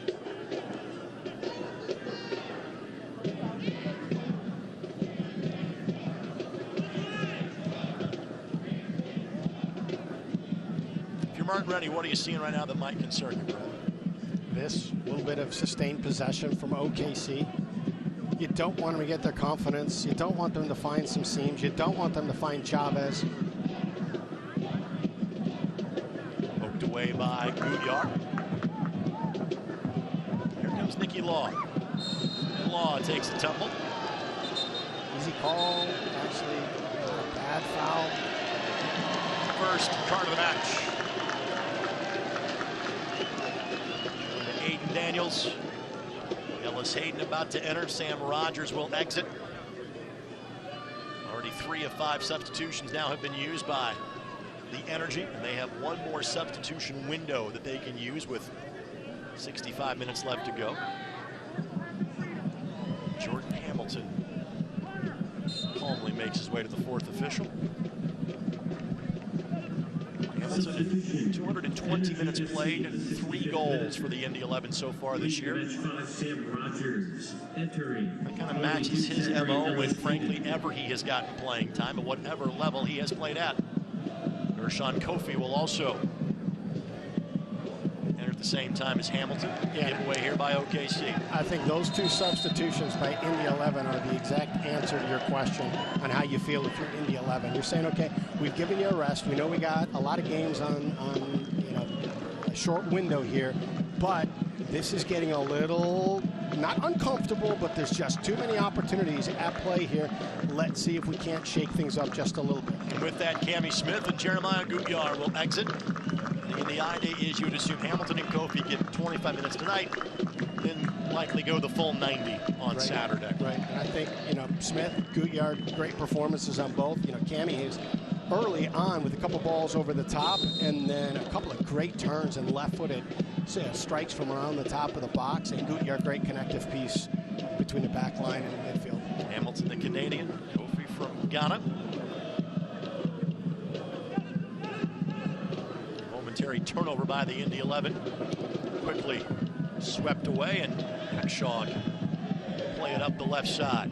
This portion of the match is brought to us by the Denny Companies, tearing down the past so you can build the future. Wild sneaks in behind and just couldn't settle that ball. Great hustle by Donovan. And Hackshaw commits a foul, yep. All because of the hustle of Donovan. He could have easily let that ball go across the touch line. Yep. Great touch in behind him from Wild. He stays with it, cleans it up.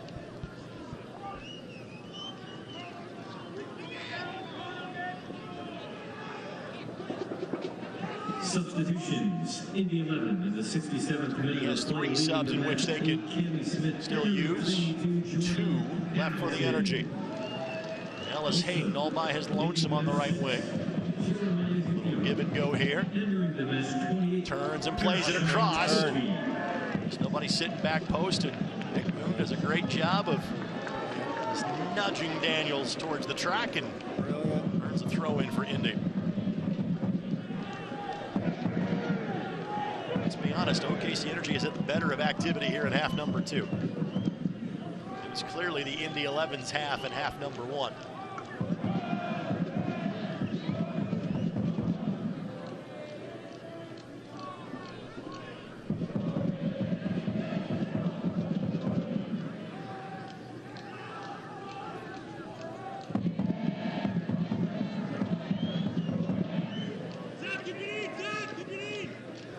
stats and all the latest league news, be sure to visit uslsoccer.com.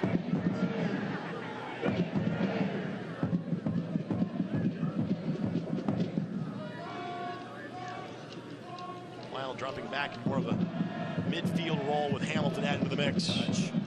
Combination play here. Coronado plays it in and finding the back of the net. Flag stays down. Goal for OKC Energy. It's Lopez with the goal, and we're tied in the 69th minute. It's a great ball, great build-up, great ball in behind the back line. You just felt there was there for the take. Yeah, all half for Oklahoma City. And so did the 11. You know, they said you got to go back with some guys that have been a little bit more starters for us, and let's see if we can't get it.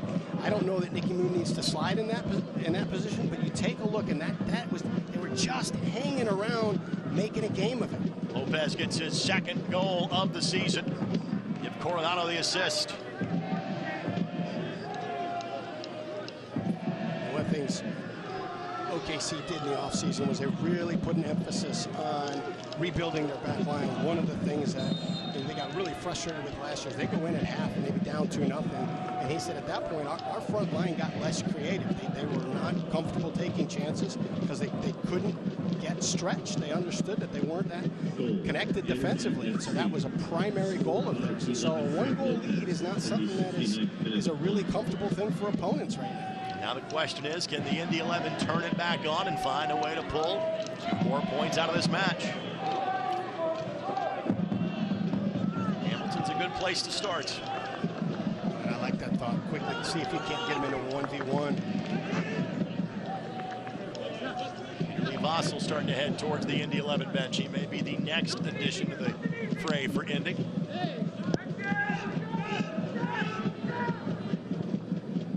Knowledge will simply sky that ball.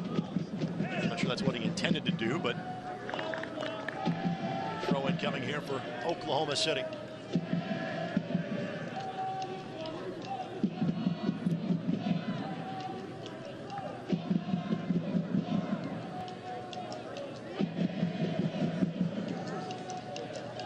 The United Soccer League, all 31 championship clubs and its players stand together in support of diversity, inclusivity, equality, and compassion. Finish that thought in a matter of moments. USL is united against racism. You can always visit uslsoccer.com. Kofi left foot. More than enough to get in the way of that one. The ball makes its way back to Gershon Kofi a second time. Moon sends it in. Mitch Osmond clears the 18.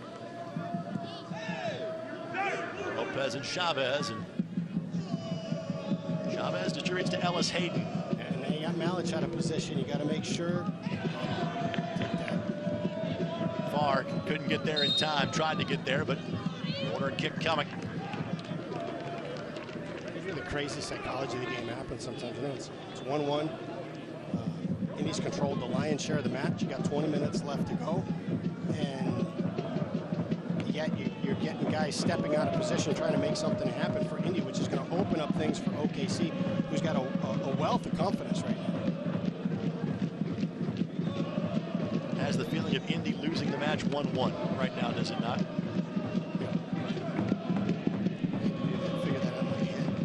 I understand what you're doing now. Daniels sends it in. Hackshaw got there first. While let Kuramoto get tangled up, but no whistle needed.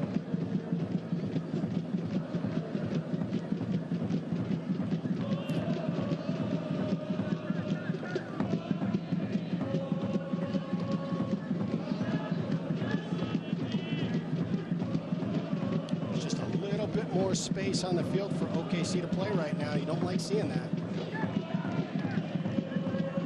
Chavez able to quickly win that ball back away from Gershon Kofi.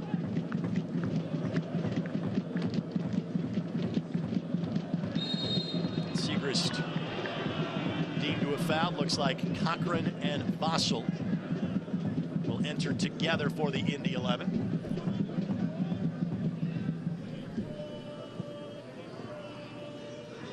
Jared Timmer, Abakar Sissoko, the other field players available for selection off the bench tonight for Martin Running. Of course, backup goalkeeper Bobby Edwards, who has yet to feature for the Indy 11 this season. available if needed. Malich will boot this ball the other end. Hamilton gives chase. Osman there to sweep it away.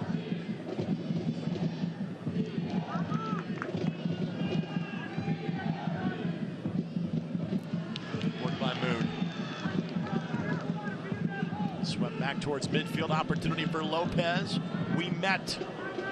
Flying back and did just enough to nudge Lopez off the ball without committing a foul. I'd say I was holding my breath.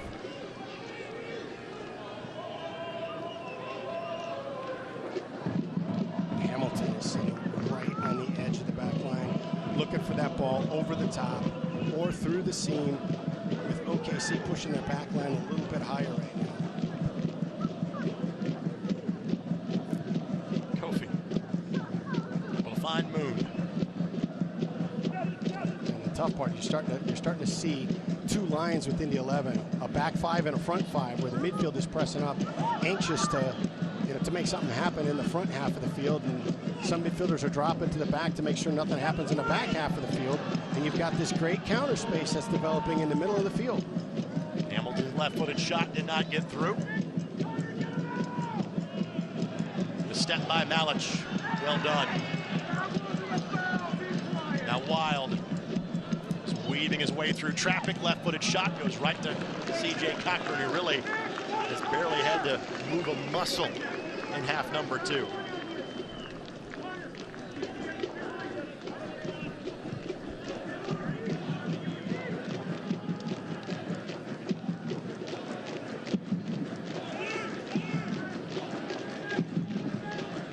Looking back post for Chavez. We met did a good job of carving out just enough space. Those guys have had some battles over the years.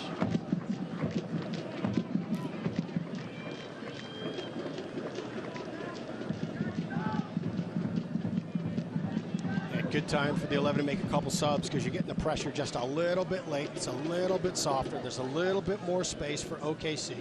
Chavez the lead, Coronado, and much as the last ball was right to the chest of Cochran, the same can be said for that one for Jordan Farr. This portion of this match brought to us by the Hyatt Place and Hyatt House, downtown Indianapolis. Experience comfort in downtown Indy. Osman will play that ball back to midfield, and that should allow these two substitutions for Indy to come in. Gordon Wild's night is done. Fossil will come in to replace him. 21-year-old from Jamaica, and as expected, if Cochran is going to come in, it is Malich who will exit. Thoughts on the debut of Nedeljko Malich tonight? I liked it. I think the sub is at the right time. You start to see Malich get stretched a bit on, some plays getting pulled out of the middle, cover from some situations that were developing. So I think it's the right time to make the sub, get Cochran back in there. Malich is as large of a human being as we have seen play for the Indy 11. He's a big boy. Leaving the match for Indy 11, Brad Russin's about the only other guy I can think of. Janicki's a little bit, he's kind of similarly stocky, not as tall. For substitution heading towards the 4th official for the Energy.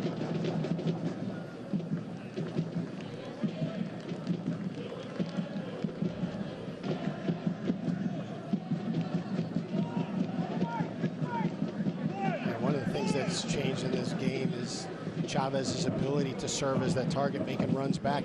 They're finding him felt at the beginning of the game they needed to find his feet, but they're finding his head, they're finding his chest. He's still able to connect passes or bring it down and hold it and let play develop.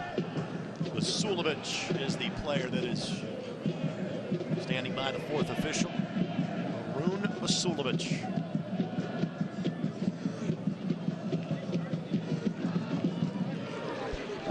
Will settle. Now Law weaving his way through traffic.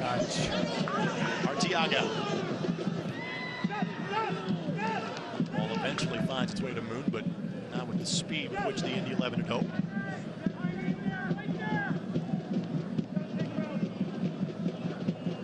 Arteaga takes a tumble. We play on. Turn. Contact there. Official says not enough. There's the Counter opportunity for OKC. The Brickyard Battalion are getting their money's worth tonight because both halves have played at their end of the field. The 11 controlled things at half one. It has been OKC that has been up to the challenge in half number 2. Corner coming here for OKC. Here comes Basulovic. Daniels will be the player he is replacing.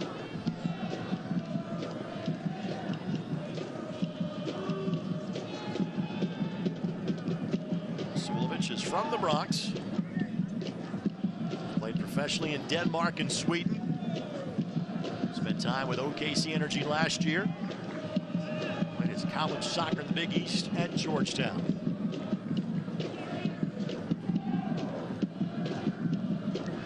Substitution, Energy FC. In the 80th minute of play, leaving the match 13, Ian Daniels. Entering the match, number 10. Different on the corner here. This is the way they found goal number 1. Basulovic first touch of the match. Right to Nicky Law. And Law will distribute to midfield. Ellis Hayden. Found by Hackshaw. Now Kofi will settle.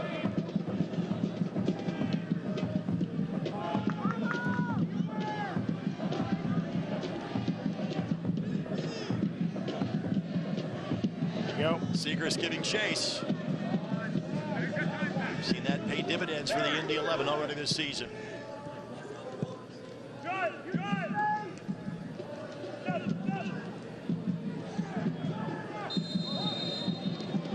A foul given.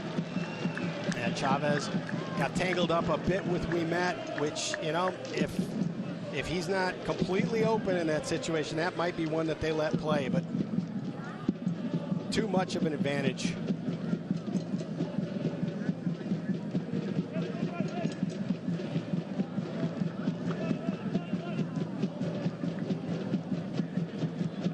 What's left in this match for the final 15 minutes, Brad? I think there's still one left on this field.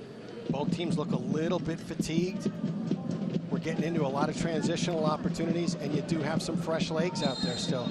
And Osmond with the shove in the back. Easy call. Sports, this match is brought to us by Mentor Insurance. Everybody needs a mentor.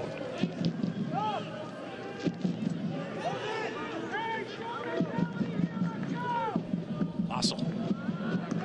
Really dispossessed. Yeah, and you got to keep the ball moving. You can't get picked. That just sets up the opportunity to get out of the break. But then Oklahoma City gives it right back.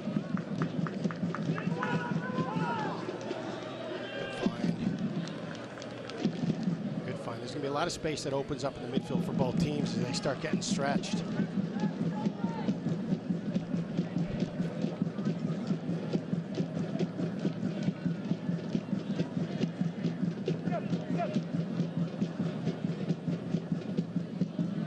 It was a late winner for the Indy 11 by way of the spot against Lou City. Didn't come until the 89th minute.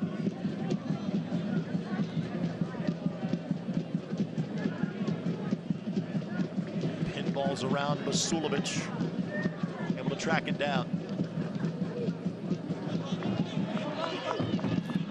Quick restart finds Ellis Hayden.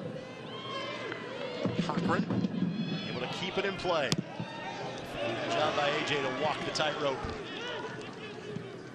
Now Arteaga has an opportunity. Hamilton will receive it left side. Arteaga heading towards goal. Arteaga couldn't get a settling touch on it. Just as quickly as the opportunity developed, it goes away for the Indy 11.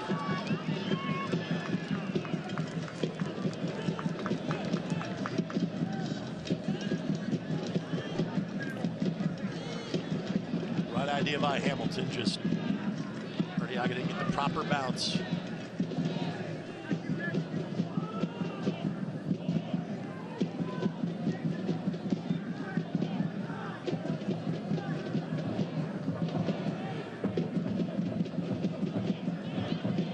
Seagrass. Donovan. Bit of a nervy touch.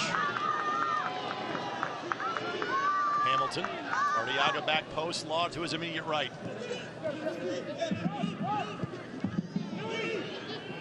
Fossil.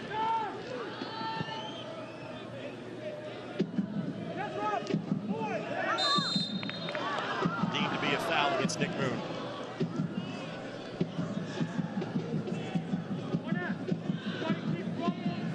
Nicky Law does not look like he's lost a step down here. I mean, we're in the 84th minute here, and he's still getting back with energy, attacking with energy. And Nicky had a break, so to speak, because he stopped playing for Exeter City as of January 31st. But, you know, he had from August until then, in terms of a weekend, what would be basically, you know, kind of 65% of a season. Took a while to, of course, with COVID-19 protocols to get to the States. Oh, good opportunity. Siegrist lost her guy for a moment. Plays it across and put it there to make the supporting run. Now it's 3v3. Shaw with Lopez step for step. As soon as the hand goes up on the shoulder, that whistle goes. The official always raises the whistle, just waiting for the player to go down. Shaw did just enough to nudge Lopez to the turf. Be the goal scorer for OKC tonight. Stay down here, Neil. We can do it quick. Get your kid on and everything just in case. Certainly not card worthy, but whistle worthy nonetheless. Ball sent in and quickly cleared away by Ouimet. The moment you got to stay away from are the restarts and the transitions right now.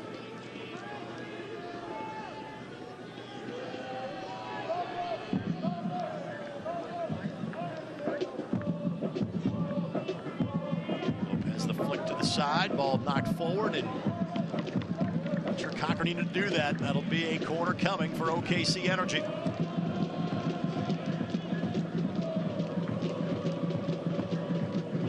Final 5 minutes plus stoppage time of tonight's match, presented by your Central Indiana Honda dealers, the official automotive sponsor of the Indy 11.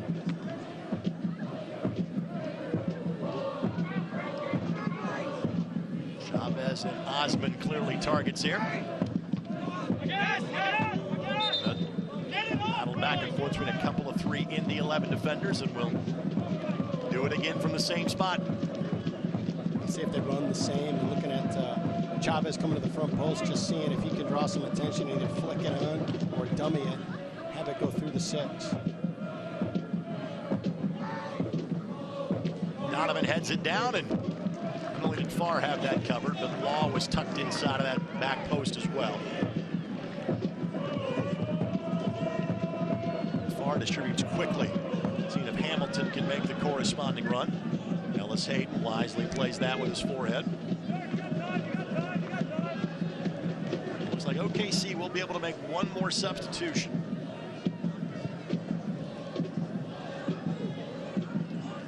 Well, got just enough of that to keep the play going, then just got clattered into it enough to draw the whistle. Tried to play it quick, they won't get it. So now OKC will be done with subs for the night, as Jonathan Brown will be waved on here.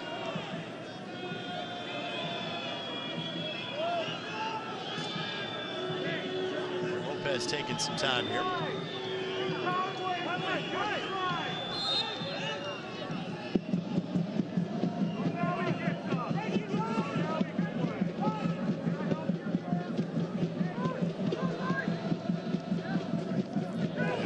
Decision. Kofi. Siegrist. Flag goes up.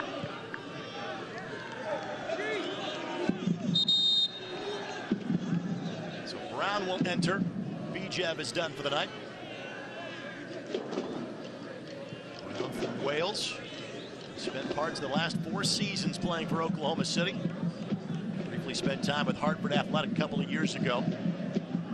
Brown has also spent time playing in Australia and Bangladesh.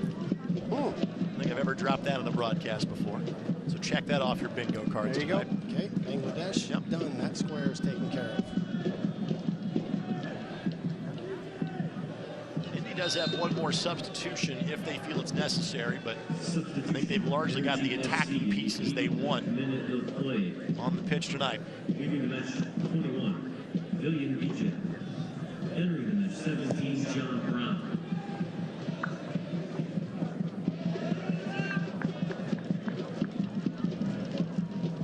Goal for the Indy 11 belongs to Nick Moon. Lopez the goal for OKC Energy.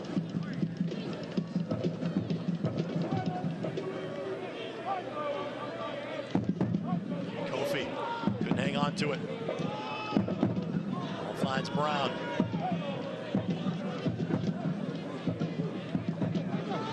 Space for Rasulovic. Same for Ellis Hayden. 2v1 out here. Back post far. Just able to snare that away from Chavez, and now with numbers thrown forward for Oklahoma City, it's Indy 11 that finds themselves in a counter opportunity.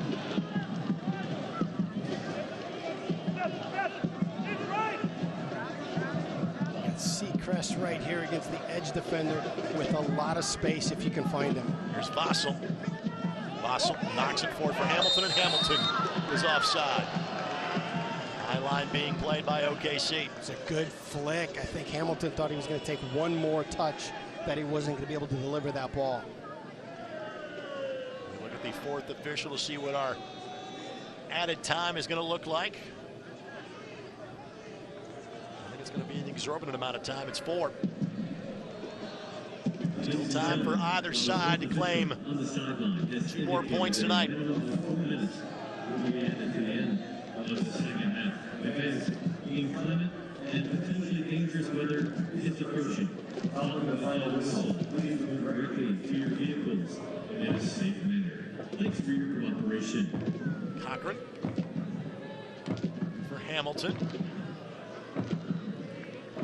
The Energy able to shield Hamilton away from that one.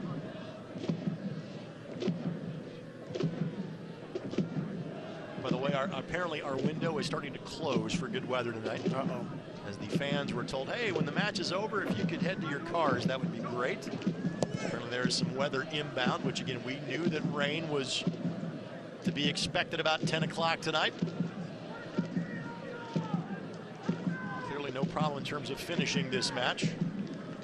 The question is, will one team finish with 3 points? Good find.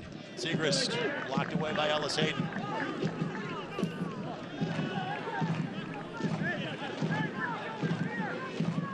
Memphis in here on Saturday night. No chance for him to get the full 3 points. Hackshaw will try to deliver this inside of the 18 as best he can.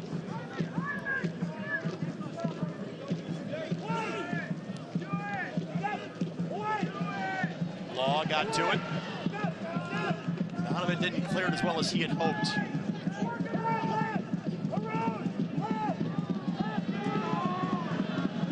Moon.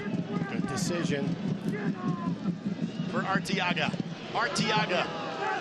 Ball finds Hackshaw. Hackshaw looking back post. Cochran has it lined up. Clearly no Indy 11 player close enough to give Cochran a spot of bother. Yeah, OKC, if it's on the table, they're going to play it. But I think they're going to be thrilled to come out of here with 1 point. This is a point that feels like a win for them. Again, they have won one time since the beginning of last season, that shortened 16-game season. But you can clearly see there is a plan in place, and they are building in the right direction. Vassell is built kind of the opposite of Nedeljko Malic. And now Chavez and Hackshaw need to be separated. Quick restart for the Indy 11.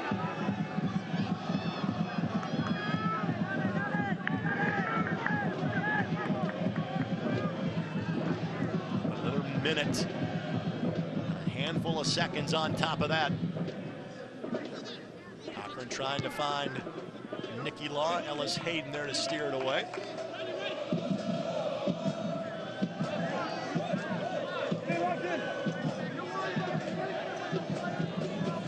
switch sides of the attack that we met. Oh, what a find. Finds Arteaga inside of the 18. His blast. Which way will it bounce? And how about the home turf doing a solid for the Indy 11? Spun sideways, and you can put everybody but Jordan Farr around the 18 for the Indy 11. You can take your time and basically make this the final moment of the match. And Nicky Law deliver another moment of brilliance, another pinpoint pass here. On 90-minute legs, I have zero doubt he can still deliver. Law sends it in. Punched by Cochran. There's still time. This Law will settle. Moon able to fight through two defenders, and that's it. No further action given. But for the Indy 11, they had aspirations of 3 points tonight. They will not get it. They will temporarily move into a tie with Birmingham, though, for first place at the end of business this evening. Also depending on what Tulsa does later tonight against Sporting Kansas City, too. You see Nick Moon putting his hands around his former teammate. Same for Carl Ouimet. Nothing but smiles between those former Indy 11 players and his teammates there. But for the Indy 11, again, a bit of a disappointment. And you thought it might be a bit of an emotional trap game after you finally get over the hump against Louisville. Got the first half goal, could not find the back net again, and the points are halved this evening between Indy and OKC. Yeah, I think a big change in the game came with Chavez coming up top and Bijev dropping into the midfield. I think that changed a little bit of the possession and a little bit of the opportunities for OKC to be dangerous in the second half. Tonight's final score brought to us by Sherwin-Williams. More than 25 locations across Indianapolis. Your neighborhood paint store is always here to provide the perfect finish. Tied at 1 and a point apiece tonight here on My Indy TV.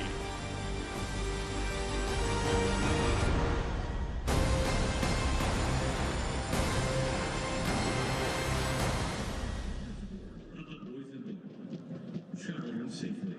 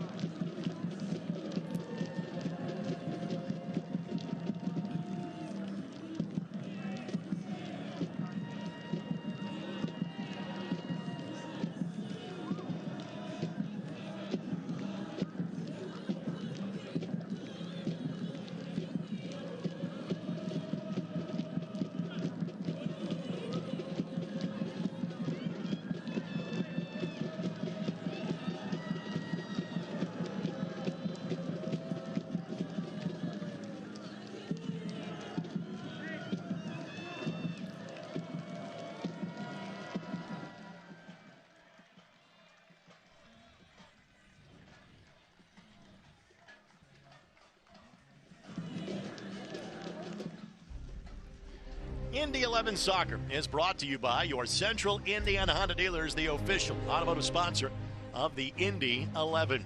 First time that the Indy 11 share the points this season. By the way, I love the fact that Mitch Osmond is walking over the Brickyard Battalion right now just to wave and say thank you after spending 2 years playing for the Indy 11. There is more than just words behind the phrase Indy Forever. Once you play for this team, you are forever a part of the family. And like I told Tyler Gibson a week ago, rooting for you about 28 times this year. Just not the 4 times you play against the Indy 11. The same thing holds for Mitch Osmond. Happy that he has found a home in Oklahoma City. And again, for John Pasquarella's team, they have clearly found something now. They're starting to get things going on the right foot going forward. Yeah, and having your whole full roster available to you is a big part of that. Stay tuned. The Honda post-game show presented by Bet Rivers comes your way in a matter of moments. We'll have a couple of player interviews, and we'll talk with Indy 11 head coach Martin Rennie as well. Final score from Carroll Stadium this evening. The Indy 11 won. OKC Energy won. Thanks for watching Indy 11 Soccer on My Indy TV and ESPN+. This copyrighted telecast of the United Soccer League Championship cannot be retransmitted, rebroadcast, or reproduced without the expressed written consent of the United Soccer League Championship.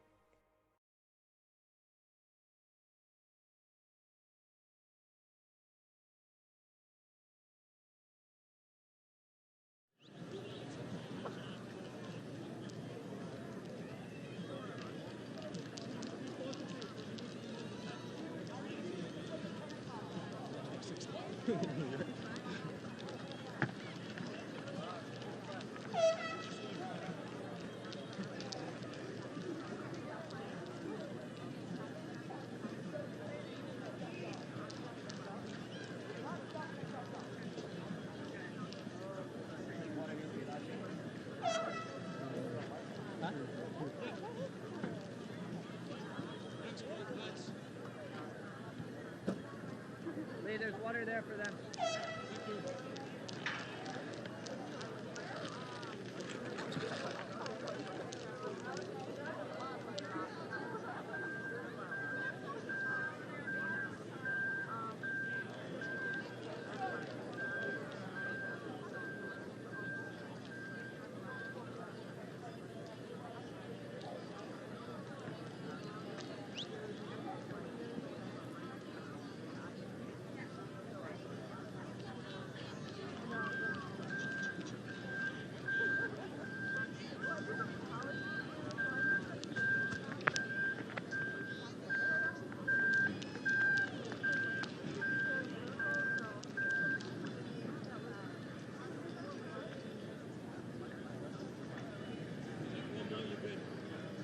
I'll go there, Brad.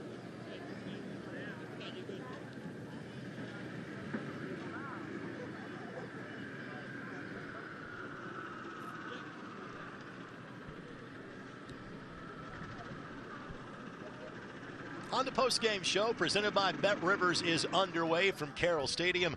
Both teams take home a point tonight. It may feel like more of a win for OKC Energy, especially after the Indy 11 had the lead going to halftime by a score of 1-0. Greg Rakestraw, Brad Hodder with you. Let's take a look back at the 2 goals that were scored tonight, both in the Brickyard Battalion, and Nick Moon on the board for the first time this season. Yeah, and this really felt, it was the second of 2 corners back-to-back. It really felt this was by design. The Indy 11, again, had the better of the play in half number 1, had more of the threatening chances, had 10 shots in the first half. The spigot was turned off in half number 2. OKC Energy has numerous great chances.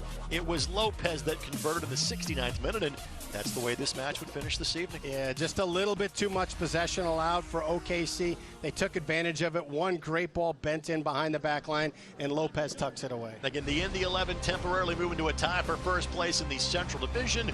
We'll show you those full standings coming up a little bit later on. Interviews come your way next as you are watching the Honda postgame show presented by Bet Rivers.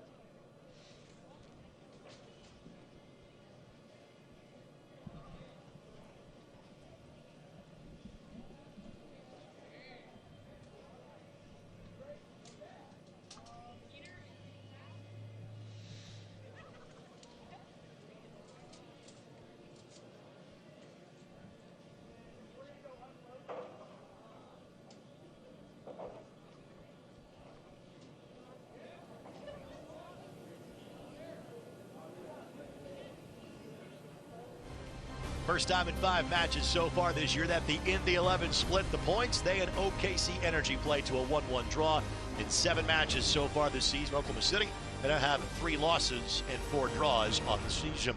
Back pitch side here at Carroll Stadium alongside Brad Hodder, Greg Rakestraw with you. Again, what's kind of the teaching point, if you will, for this match for Indy 11 head coach Martin Rennie? Well, it's tough because you have this massive win on Saturday. It alleviates some of these demons you've been battling. And this is one of those games that you just have on the schedule and you're like so concerned about. The fact that you pulled a point and the fact that it wasn't a loss and you moved up in the standings, there's a lot of good things, but it just feels a little empty. And now you've got less than 72 hours to play again as Memphis 901 comes in here on Saturday evening. Yeah, I'm less concerned about the game after this feeling than I am about the feeling after the Lou City win. I've got to have some players kind of heading this way here in a matter of moments for the Indy 11. Let's talk about, though, kind of the full-time stats as far as this match was concerned for the boys in blue. And, again, look at that change in possession in half number 2. It was 53-47 in half number 1. Again, the Energy had the better of it. There were 6 shots for the Indy 11 in the second half. Only 1 of those on target. 7 shots in total for the Energy in half number 2. Yeah, and I hate to sound like a broken record, but I think the addition of Chavez into the lineup brings a little bit more stability and creativity to the attack, and I think you see it reflected in the stats. And again, these two teams will see each other 3 more times over the course of the season, so both these sides will kind of go to school on what happened in tonight's game. For the Energy, again, it's so early in the season. They have played 2 more matches than the Indy 11 have. They're still sitting on 4 points. But there is quickly this gulf that is kind of forming, say, between spots 5 and 6, knowing that 4 teams out of the 8 of this group will make the playoffs. So the fact that they got a road point in a scenario where they were trailing at halftime, head coach John Pascarella can get a lot of motivation from this, knowing they don't play again now for 10 days. Yeah, I think it's not just the manner in which it happened, but against who it happened. Indy is one of the quality teams, first place team right now. So it happens in that capacity, but it's really only the second game you've had your full roster available to you. So there's a lot of positives you can pull from this and build on as you head into the middle part of the season. You say you're not worried about the next game for the Indy 11 in terms of kind of from the psyche standpoint, the mental standpoint. You've got 48 hours to kind of recuperate, train, and prepare. What do the next 2 days look like on the training ground for Martin Rennie's team? Yeah, that's an interesting thing. That's always a question that I ask because, a lot of trainers, a lot of, technical directors handle things differently. So it'll be interesting to see how much is film and how much is on field. There you see a look at the Central Division standings. Again, Indy 11 jumps over FC Tulsa and temporarily owns the tiebreak if you want to take it that far on better goal differential. But as we have said, it is still so early in the season. Mitch Osmond will find another jersey for the next time that he plays. Back with more in a moment as you're watching Indy 11 Soccer and the Honda Postgame Show presented by BetRivers.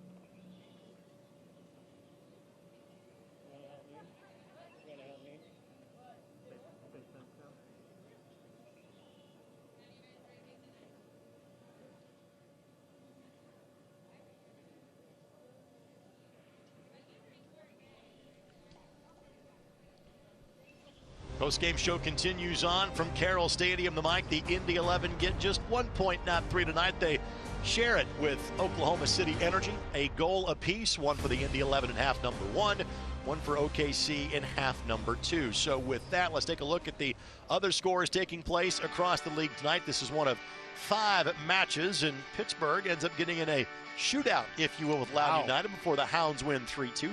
Bob Lilly's team don't get in many 3-2 games. That kind of catches your attention. Tampa Bay Rowdies now have won their first 5 games to start the season. They are not in the division of the Indy 11. The Indy 11 do not play the Tampa Bay Rowdies this regular season. That might be a good thing. Tampa Bay now gets their first road win. They win at Red Bulls 2, 1-0. And again, a game that clearly has an impact on the standings in these such early stages of this season. FC Tulsa Sporting Kansas City 2 tied at 1. That is in the second half. Again, the one Western Conference game tonight, Sacramento Republic and the Oakland Roots. That game does not kick off at 11 o'clock. We saw FC Tulsa here on May 8th, and they took all 3 points from the Indy 11. This is just the second time they have played since then. They played May 19th against Atlanta United 2 and got beat 5-0. And this is the first time they have now played since that match 2 weeks ago. And that's so difficult because you want those gaps later in the season when you can recover.